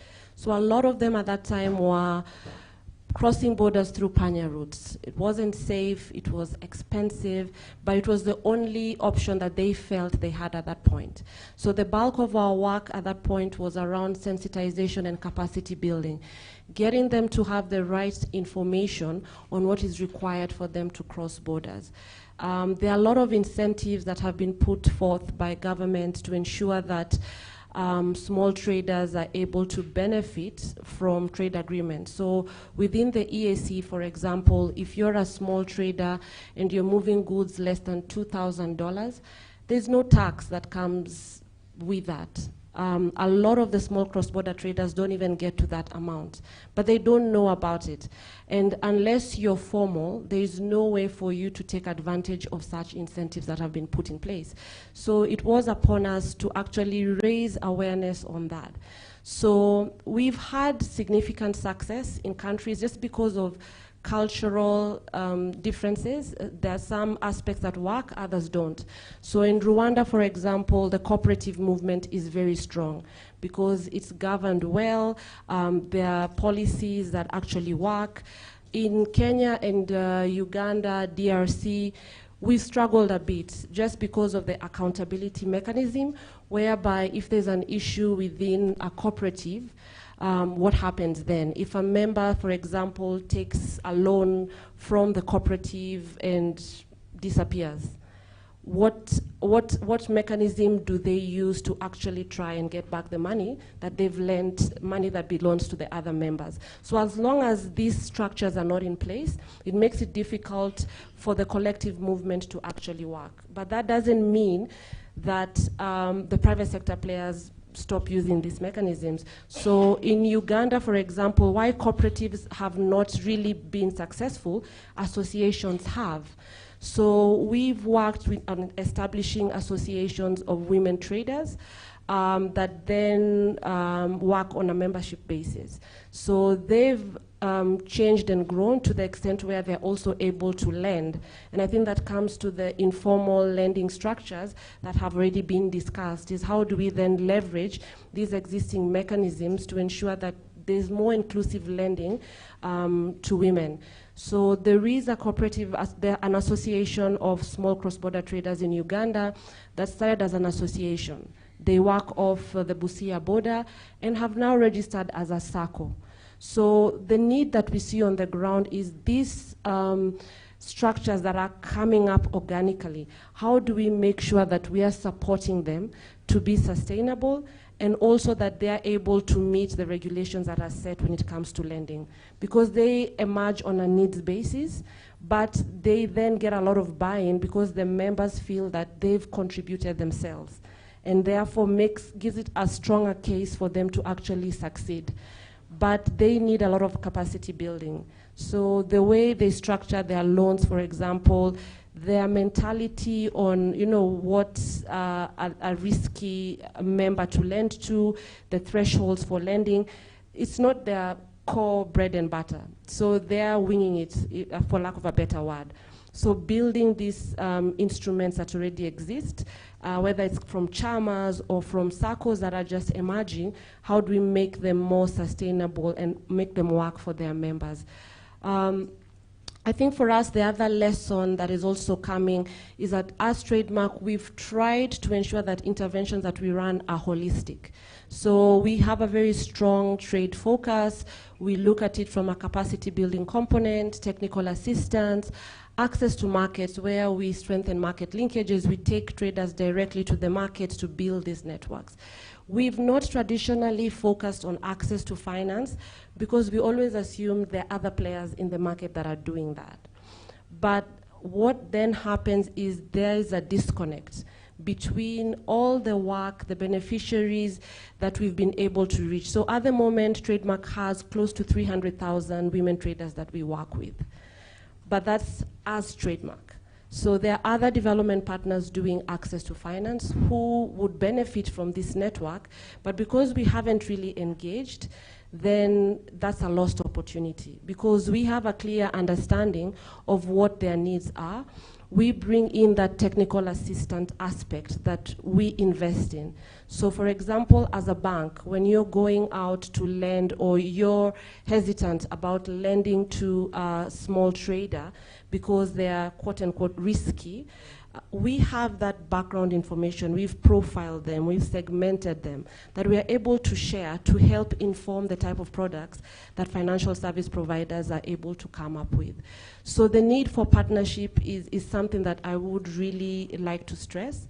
And with the partnership that we have with MicroSave and FSD, I think it's a good starting point for us to all build on our comparative advantage and see how we develop products that are fit for purpose for the markets that we work in.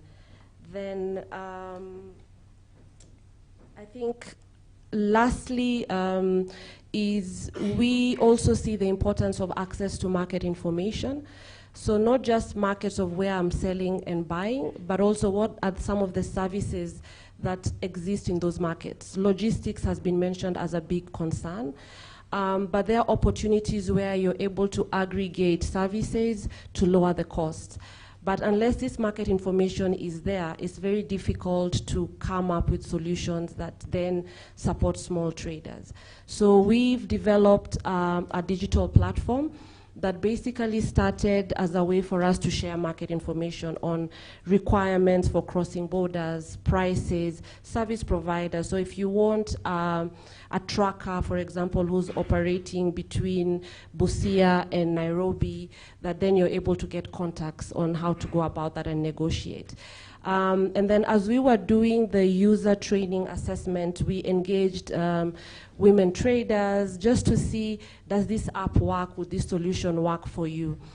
Two things that came up is, as much as digital is the way to go and to enhance scalability and sustainability, there is also a huge risk of it widening the digital gap and being a disadvantage to women. So unless we are able to incorporate digital training to enhance the capacity of women in addition to accessibility of digital services, then it will become a tool that not everyone has access to, not everyone is able to benefit from.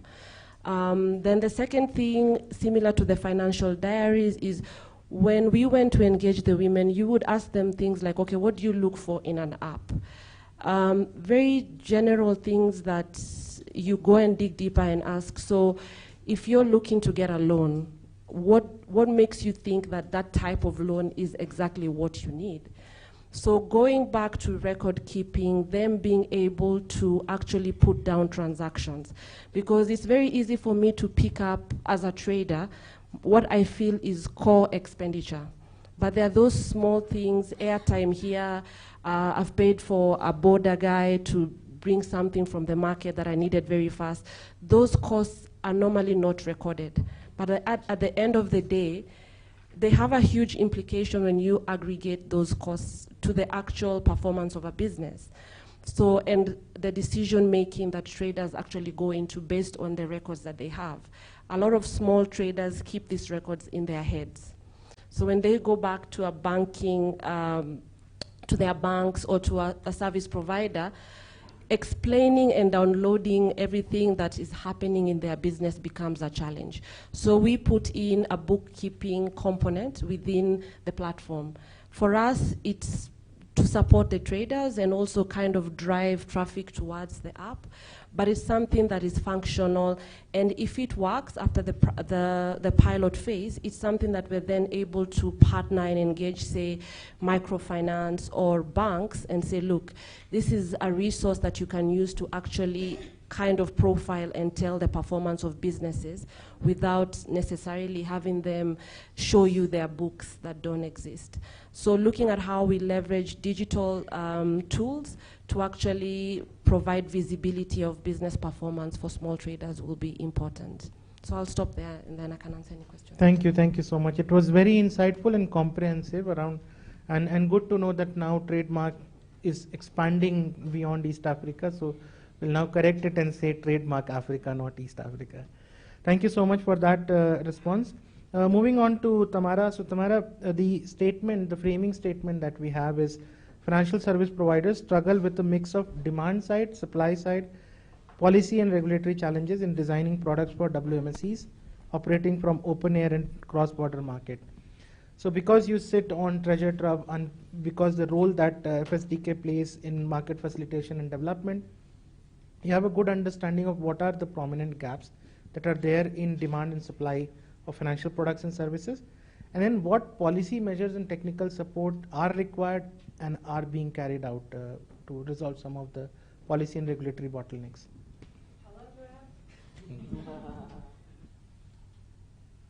I wanted to start with a point that was made around sophistication. And you saw in the graphs about the various levels of sophistication. And one of the things that we've seen in some recent research that we've done in partnership with the Central Bank of Kenya and the Kenya National Bureau of Statistics is to go back to the FinAccess recipients who are businesses, so micro and small and medium enterprises, and find out how their businesses were doing during COVID. And we've done several different waves of this to look at how they've done at different stages of recovering really from this COVID situation, which we are still in. Only 17% of those businesses have actually recovered at close to the same revenues they were making before COVID. 33% of those businesses have completely shut down. And the reason I started with sophistication is because what's interesting is those who were able to recover are actually the smaller, less sophisticated businesses. And that's because the sophisticated businesses perhaps had premises and they were no longer able to pay rent. They lost their rent. They maybe lost their access to market. They lost things. And so restarting was much more difficult. We heard from Anne and Alice, thank you, earlier that they were able to start their businesses with 60 bob and 2,000 bob. If you can start a business with that, you can restart it maybe with a little bit more than that, but close to that. Anataria and I had a chance of meeting some of the cross-border traders in Busia recently, and we worked together, Trademark and FSD, on a cash transfer program, which was transferring money to these small border traders to help them restart, recapitalize their businesses at just three transfers of 2,000 shillings each. And 93% of those who were able to receive those small cash transfers were able to restart their business, and not only restart, but actually increase their income from what they were doing before. And so this level of formality thing is really important. We also did a study with the SME Advisory Unit looking at Nairobi markets and this level of sophistication. And when people talk about formality, they talk about incentives, as Anataria mentioned, but they also tend to speak about formality as if it's a binary thing. A business is formal or it's informal, but that's not the case. There are various ways that businesses can become more informal or formal. And it might be that they have a business license. It might be that they're part of an association. It might be that they pay taxes, or as we saw, they pay bribes. And that's almost a formal thing, right? And so really better understanding what level of formality, and more importantly, what are the incentives for formality? And that drives me to a recent conversation that we had around the MSME Stabilization Fund, or Guarantee Facility here in Kenya. Bankers want to use that to help them de-risk lending to MSMEs. However, the rules for it are such that they have to be formal businesses, and it's actually very bureaucratic, as Dennis was talking about. And a recent event between the government and the banks to try to determine how can we better use this de-risking facility, the CEOs of the chair of KBA, who's also the CEO of CBA, and the CEO of KCB were making the case for being able to allow less formal businesses to access this MSME stabilization facility or guarantee fund. And so I think being creative about how the demand side and supply side can talk to each other. The demand side saying, we don't mind being formal if there's an incentive to do so, but can you meet us where we are? Can you help us grow so that then we'll have the incentives to formalize? I loved what Dennis said. So as you can tell, Dennis and I have known each other for a long time. We met 19 years ago on the top floor of Four Ways. And he and I had the privilege of seeing MSMEs queue up outside the management's office. Because at that time, they got very personalized attention and were able to personally advocate for their loans. Am I right? And that was their experience with being able to access credit. We no longer have that ability, and that is not scalable, right? And so how do we use the power of digitization, which several people have already talked about, to demystify, I loved that word, that so that we can still offer that personalized, custom credit and broader financial solutions to MSMEs through a digital channel, because we no longer can have everybody queue up outside the CEO's office. You talked about policy. I mentioned the guarantee facility, which is part of policy, but I think also understanding the financial sector laws and how those impact women, how those impact traders. We've recently did a gendered financial sector analysis to look at what are the laws that are on the books and or how are those being implemented that might disadvantage women and, of course, women traders. And we saw things that maybe some of which are gender blind. For example, we talked a lot about chamas and cooperatives. There's a law in the book that you cannot be on a committee of a cooperative unless you can read and write. That doesn't say anything about men or women, does it? Except that we know in Kenya that more women are illiterate than men, and yet they are powerful business women who probably could play a role in those cooperative committees and aren't being represented there because of this rule that's on the book. Or IDs are an issue where it is more likely for a boy birth to be registered formally than a girl birth. And so if you weren't registered when you were born, then getting that formal ID later is a lot more difficult. This also impacts youth. Anybody who's seen the FinAccess data will have seen that an increasing percentage of youth do not have a government ID. And if you do not have a government ID, you can't even open an account, much less qualify for credit.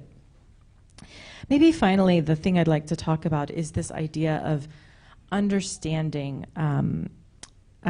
the customers. What I loved about the earlier conversation is everybody wanted to, they didn't think MicroSave you'd done enough research. They were trying to do research themselves with the recipients that you've brought here today because they want to know. And I think financial sector leaders actually do want to know how to serve you. I mean, Dennis was trying to recruit you. Do more business with me and I'll give you more loans, you know? And that's great, and we should celebrate that. And I think what we're still finding is that there is a disconnect between that desire to serve the customers and the real barriers that prevent them from being able to de-risk and fully understand the market and the individuals to really provide the kind of customized solutions that you need. And so I think credit information sharing is one place that we have an opportunity here. Within Kenya, there are that process and that system has been developing for many years. And I think we heard several of the guests here talking about, oh, I don't want to be blacklisted, I don't want to be reported to the credit bureau. But a couple of years ago, I was working with a fintech who was trying to educate their customers about positive reporting to the credit bureau. And they were calling them and they were saying, look, when you repay this loan, we're going to report to the credit bureau, which means anybody who wants to lend to you can find out that you repaid us. And they got it so quick. They were like, ooh, can you call my SACO and tell them that you've reported there? Because they could immediately see how a fuller picture of their financial life would help them potentially get a better credit limit at their SACO.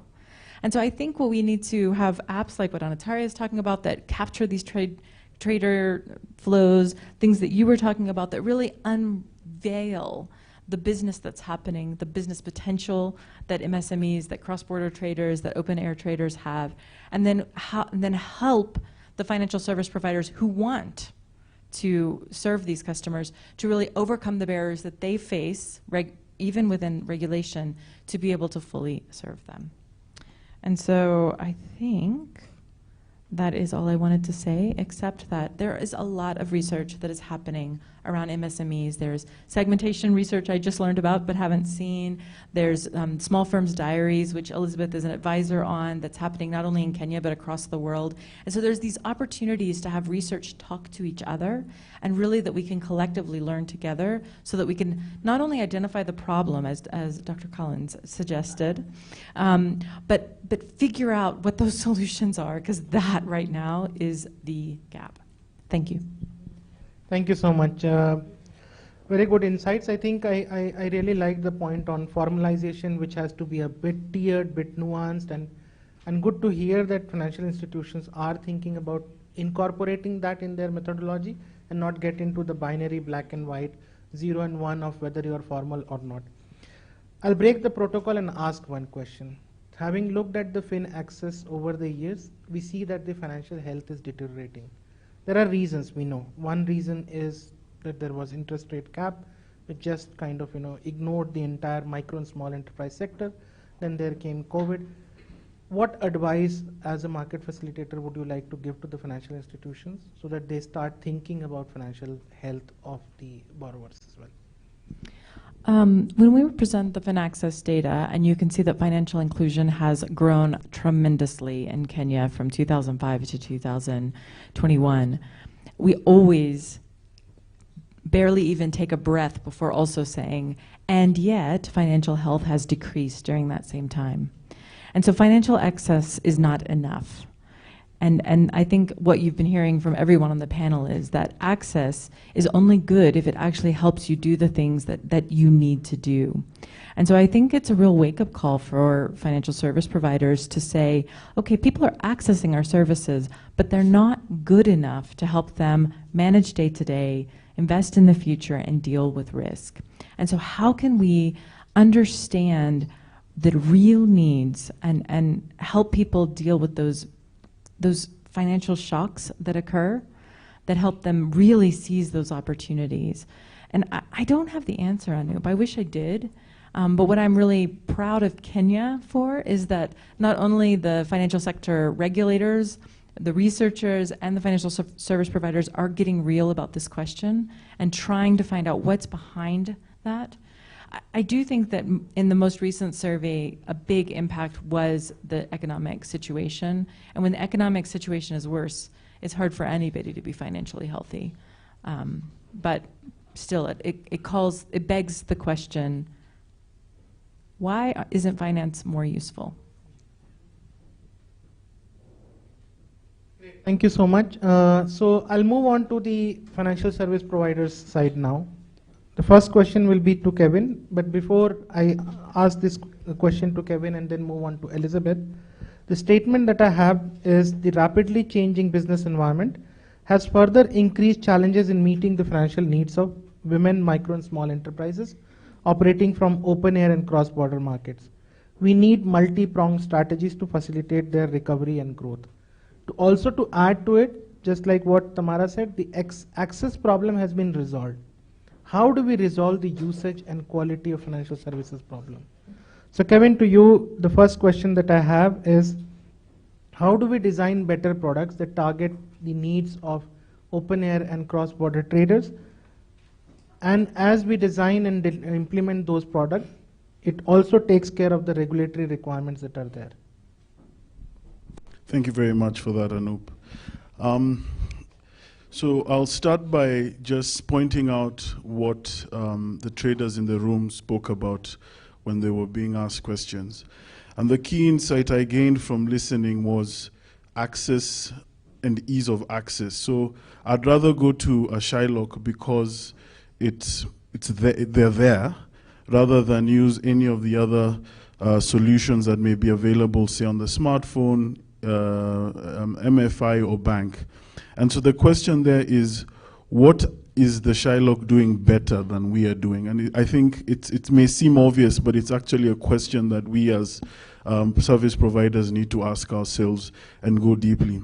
I suspect it's Dennis's point of procedure, where because we're regulated in a specific way, there's certain minimum things that we must have as the lender to ensure that we're able to deliver the product, and Shylocks are not regulated.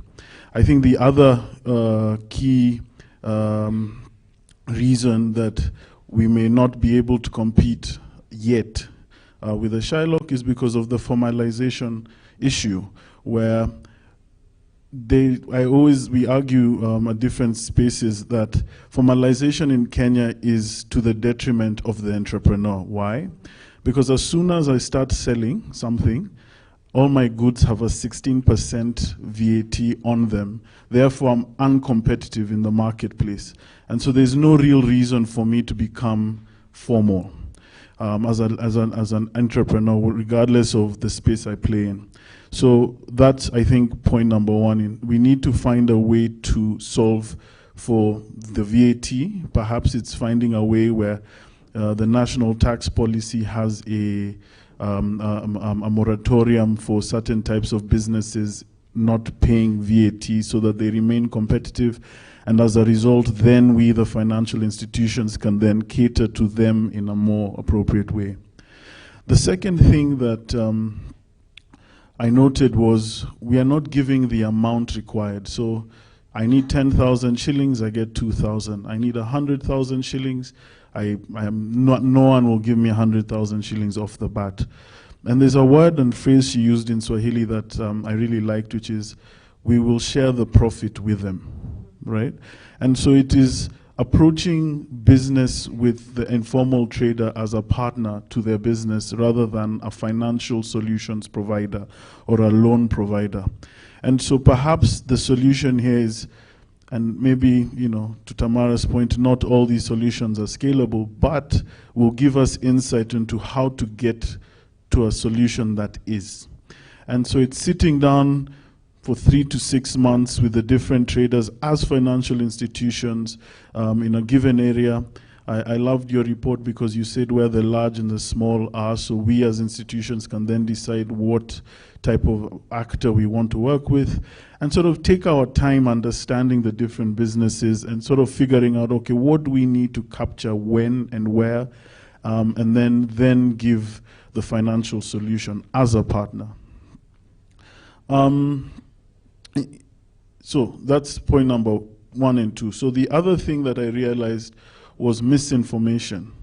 And this is as a result of what's happening in the world today. There's a lot of stories, and the CRB one is a very popular one. As the chair of DLAC, one of the key messages that I've had to keep harping on in the media is that the CRB is not a bad thing. And Tamara spoke about it. The CRB is basically solving for the low trust society we have in this place. And our entrepreneur said it. She said, "Huku ni Kenya, kila Mkenya ni mjanja," meaning Kenyans are clever. Now, that means that we are in a low trust society, and we as entrepreneurs need to figure out how to solve that. And the CRB, the Credit Reference Bureau, is an attempt at solving that. And so we need to demystify what the Credit Reference Bureau is, its importance to the entrepreneur, and sort of give the roadmap of where it's going to take us. Because I think sometimes what is missed out is where we are going with the CRB. And we're always talking about how it's helping us now. And just for, I've been lending for nearly 17 years now. I started off nearly as a Shylock, so I know the whole procedure. And I remember in 2013, using a CRB report was essentially useless because there was no data. And so the first phase of the CRB working was populating it with data. Fast forward to 2022, in fact, let's go to 2021, and we had reached quite a great milestone where we had 12 million records. Then, of course, the media said 12 million people on CRB, which was wrong, right? 2.8 million people were in default. Everyone else had a loan, and it was a record.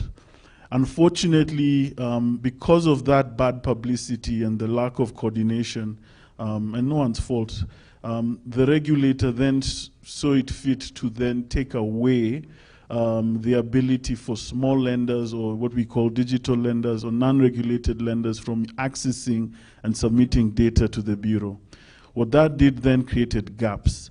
And so what you'll find now in 2022 is you're going to likely have serious gaps for the informal sector entrepreneur, because that data, the lending data is not available, and it's sitting in silos in the large unregulated lenders, which is what's happening now. And so what you're starting to see, and I can tell you this as an insider, is that the algorithms of the large lenders are now way better than the average Shylock, for example.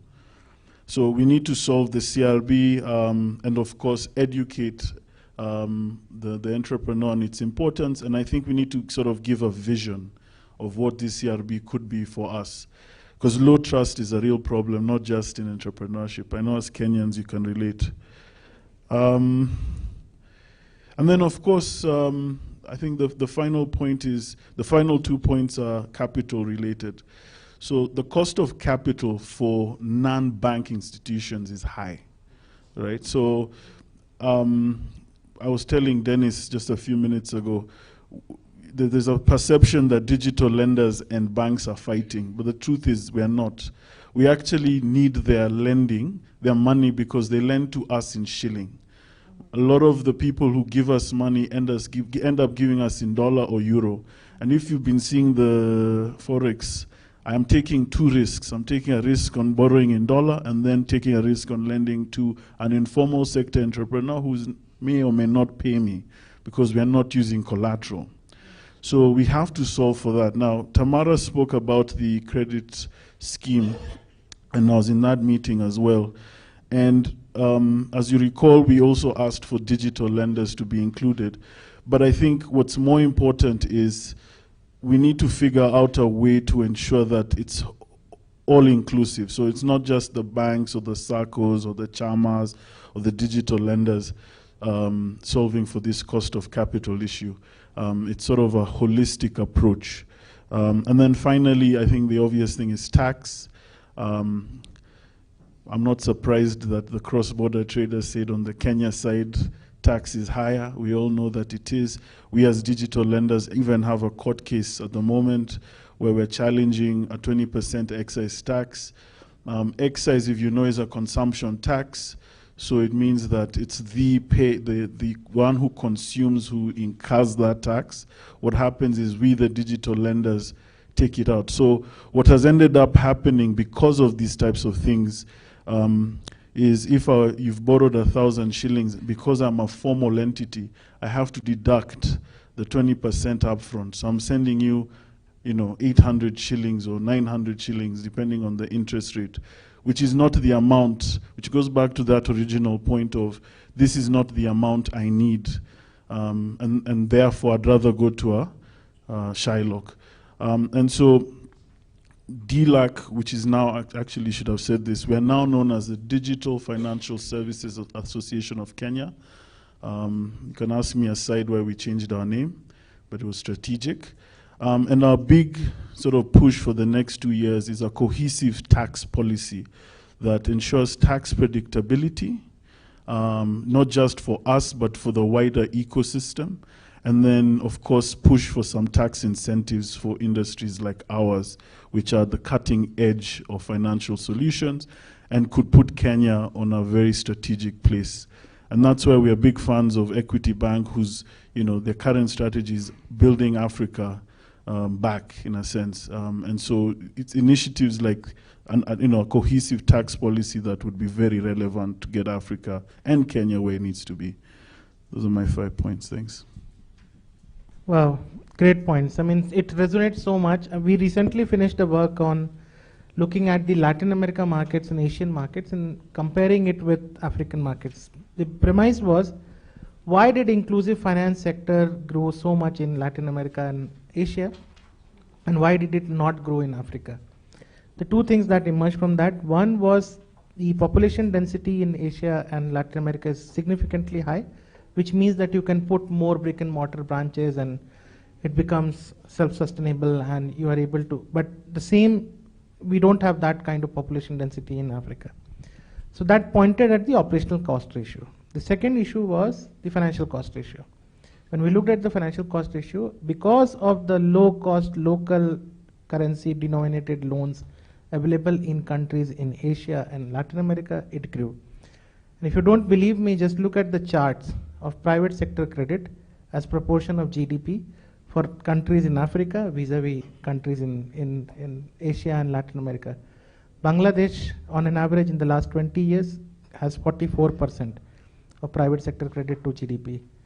Kenya, which is the best of the lot, has 28%. Uganda is 13%. Nigeria is 11%, and so on. So great points. Thank you so much. Moving on. So we have Elizabeth. The question that I have is that you have been focusing on building the value proposition for women, micro and small enterprises. So what are the strategic imperatives of ABSA Group? And then when you started thinking about building the value proposition for women, micro and small enterprises, what were the opportunities that you considered and what are the challenges that you faced and how did you resolve those? Thank you very much, Anup. Good afternoon, everyone. I know I'm standing in a very dangerous place between you and your lunch, so and also realize that a lot has been said by my colleagues sitting in the panel that really speaks to a lot that is going on in the environment in Kenya today. One thing as I begin my conversation is, you know, as a bank, and I guess for everybody sitting in the room, one thing that we know is change is something that we've got to get used to. I mean, 3 years ago when we started off with COVID, we thought it was going to be a 3-week affair. Guess what? We are 3 years down the line and we're still struggling with COVID. As if that is not enough, then we have things like monkeypox and all other varieties coming along. If that's not enough, then we have wars that really we have no, input in, really affecting our business. And then the Kenyan way, every 5 years we have elections. So, we have not only a double whammy, triple whammy, quadruple whammy that we have to deal with. And sometimes when we sit back and we look at businesses, corporate businesses are affected by these. SMEs will be affected twice or thrice as much. And guess what? Women that support, businesses are even more affected, just by virtue of being cornerstones and pillars, of their homes and so on. So, when I think through these, and I listen to Alice and I think Anne speaking, some of the things that they spoke to really speak to some of the troubles that we have, with dealing in an SME environment, but also in a women-led business environment. And they spoke about concentration risk. She talked about her product and being able to deliver product, a specific kind of product, and that creates a concentration risk. Talked about payment risks. I mean, you deliver, but you're not paid, or you're told you'll be paid after 30 days or whatever it is. That is a key problem. Then there's the Shylocks, and I'm not going to even go down that road because I know you've heard about it and a lot of other issues that come along with it. Access to finance, yes, it is an issue. You also spoke about, what about your staff, the quality of your goods, the staff that you have, how can you keep them permanent, how can you keep them paid? There were lots of issues that, Anne and Alice spoke to. And then, if that's not enough, they are mothers, they are wives, they support their homes. So all these things have to be addressed in a program that speaks to supporting women. So as a bank, one of the things that we did first, even as we transitioned, because ABSA Bank transitioned from Barclays into ABSA 3 years ago, and our key deliverable as we transitioned was to try and be as agile and as creative and make sure that we can address the issues that we found in the environment. So we sat back and said, we can't jump into this just saying that, we can see the figures, by different organizations saying that, women form 50% of our population. Women are, in education environment, they have the knowledge, but they're not playing in the right places. They're not in the boardrooms and all these things that were being spoken to. We sat back and said, we need to go and speak to the women ourselves. So across the 85 branches that we have in Kenya, we sat down with the women, and 4 things kept coming up over and over again, which then formed the 4 pillars of our proposition for women today. The first, and what was interesting, access to finance wasn't the first. Amazingly so, it wasn't the first. They wanted access to markets. They had the stuff. They wanted access to markets. The second one, they wanted access to networking opportunities. They wanted to find people like themselves who were able to transcend the tragedies or the challenges that they found in the environment. So access to marketing was the second one. The third one then was access to finance. And believe me, in the Kenyan environment today, we have a lot of training programs. I mean, we've been trained and overtrained, whether online, offline, even on the street. You're given pamphlets. You have a lot of training. But guess what? The fourth pillar was the access to mentoring and coaching. Women wanted, the access to be able to ask questions in a safe environment. They wanted to get answers, the way they were used to. And so the issues around unconscious biases that we find ourselves with kept coming up. So our proposition today at ABSA is based on those 4 pillars. We pride ourselves in being able to continuously have conversations because, again, guess what? The environment is dynamic. The things that we had 5 years ago are not the same things that we're hearing today. So our conversation, and I think our commitment to the environment today is, being able to constantly have those conversations. We ask for, partnerships with organizations like Chamber of Commerce, Kenya Private Sector Alliance, Association of Manufacturers. There are lots of organizations across the country. We've gone to churches because we do know that women have organizations in their churches. We have chamas that we speak to. And all we're saying is, women, come and let's have a conversation. Let's have a conversation and start the journey of empowerment. Because, like I think the panelists have spoken to, this conversation is not just a financial conversation, it's a non-financial conversation as well. So why do I say non-financial conversation? During COVID, we also found that, we could push this agenda of, even bringing the financial interest rates down as far as we can. But if you don't have the information around business continuity planning, cash flow planning, these are all sounding like big animals to, SMEs who are not, they're not privy to how we operate. We don't speak the same language. We will be asking them for, projected cash flows. God knows, I can barely deal with what I have now. What about those projected? We would ask for, what is your BCP? And we are good at acronyms, Business continuity planning being the basics, So for instance, if, a price of fuel goes up, what does that mean to your business? COVID hits you, you can't access your office. What does that mean to your business? What are the key things? And over and above that, we also spoke about interesting topics like taking your business online. We found ourselves in a situation where we couldn't access our offices. What then? We also tackled difficult topics like, I know Anne and also Alice spoke about when default takes place. Do we run away, switch off our phones, change our numbers, all those crazy things that we do? Why not come and speak to the banks and organizations? And a lot of the banks and organizations were able to then say, let's give you moratoriums. What do moratoriums mean? Those conversations then helped other businesses, take a breath, analyze, and figure out what's next. So what am I saying, ladies and gentlemen, is that there's opportunities in ABSA Bank, and I'm sure in a lot of financial organizations, if we engage, find time to, walk the journey. The other thing that we find a lot of the time is a lot of SMEs and women will come up with their fantastic ideas. Ladies, I'm telling you, we dream these ideas, we share them with our chamas, we come up with a proposal, whichever format it is, and we walk into the bank and then say, Nataka pesa, I want money, isn't it? But how about, did we walk that journey with you to prepare you for what we were looking for? And it breaks our hearts to then break, poke holes in a proposal that you have dreamt, slept, prayed about, and gathered your teams, around you to do the same. So what am I saying? We need to walk the journey from the time when you're thinking about ideas, give you the tools for which then we will have a conversation. By the time you come, the conversation is, do you have your documents? Everything is in place. Whether you have them in terms of, statements, whether it's the M-Pesa statements, whatever it is, we have prepared you to the point at which you will be able to engage with us better.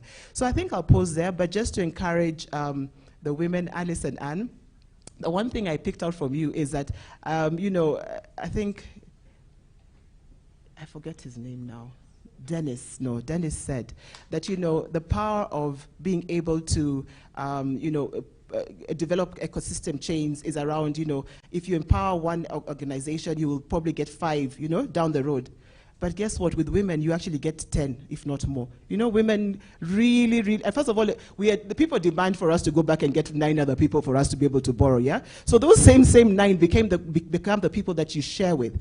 And the power of being able to support a woman is a great opportunity for us to develop our nation, because, we share and we are able to uplift each other. So kudos to you, Alice and Anne. Continue down that journey. I look at our panel here. There are 5 strong women and 2 brave men sitting amongst us. The stars are aligned. I think we have an opportunity to drive our business aggressively forward. So thank you very much, ladies and gentlemen.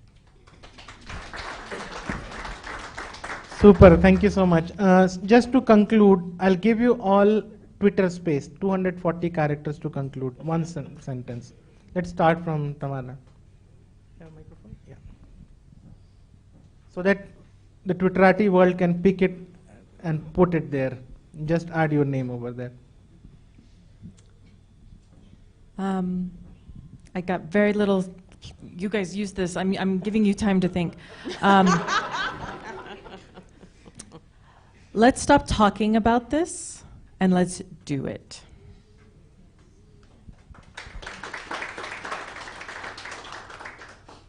Let's partner to understand those that we want to serve. Let's put her at the center and build the solution around her.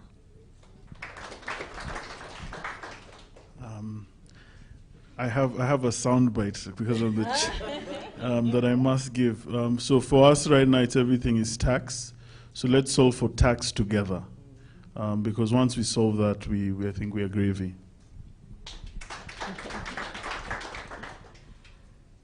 I think mine would be traders like Anne and Alice know what their businesses need. We just need to listen harder. Great.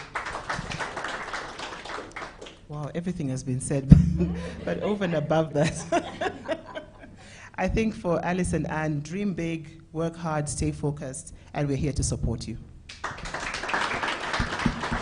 Great, so thank you so much. Ladies and gentlemen, our extremely erudite and very articulate panelists, to them, and then we conclude. Thank you so much.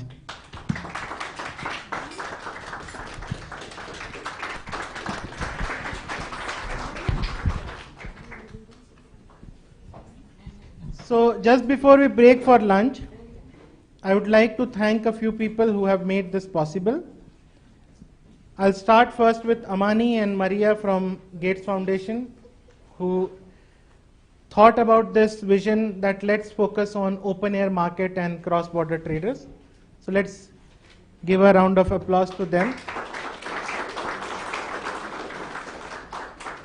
Then our users. So we have thought of bringing the users on the table. So our users over here who opened their hearts and expressed their challenges, the financial and non-financial challenges that they face. Thank you so much for coming over and explaining your problems to us.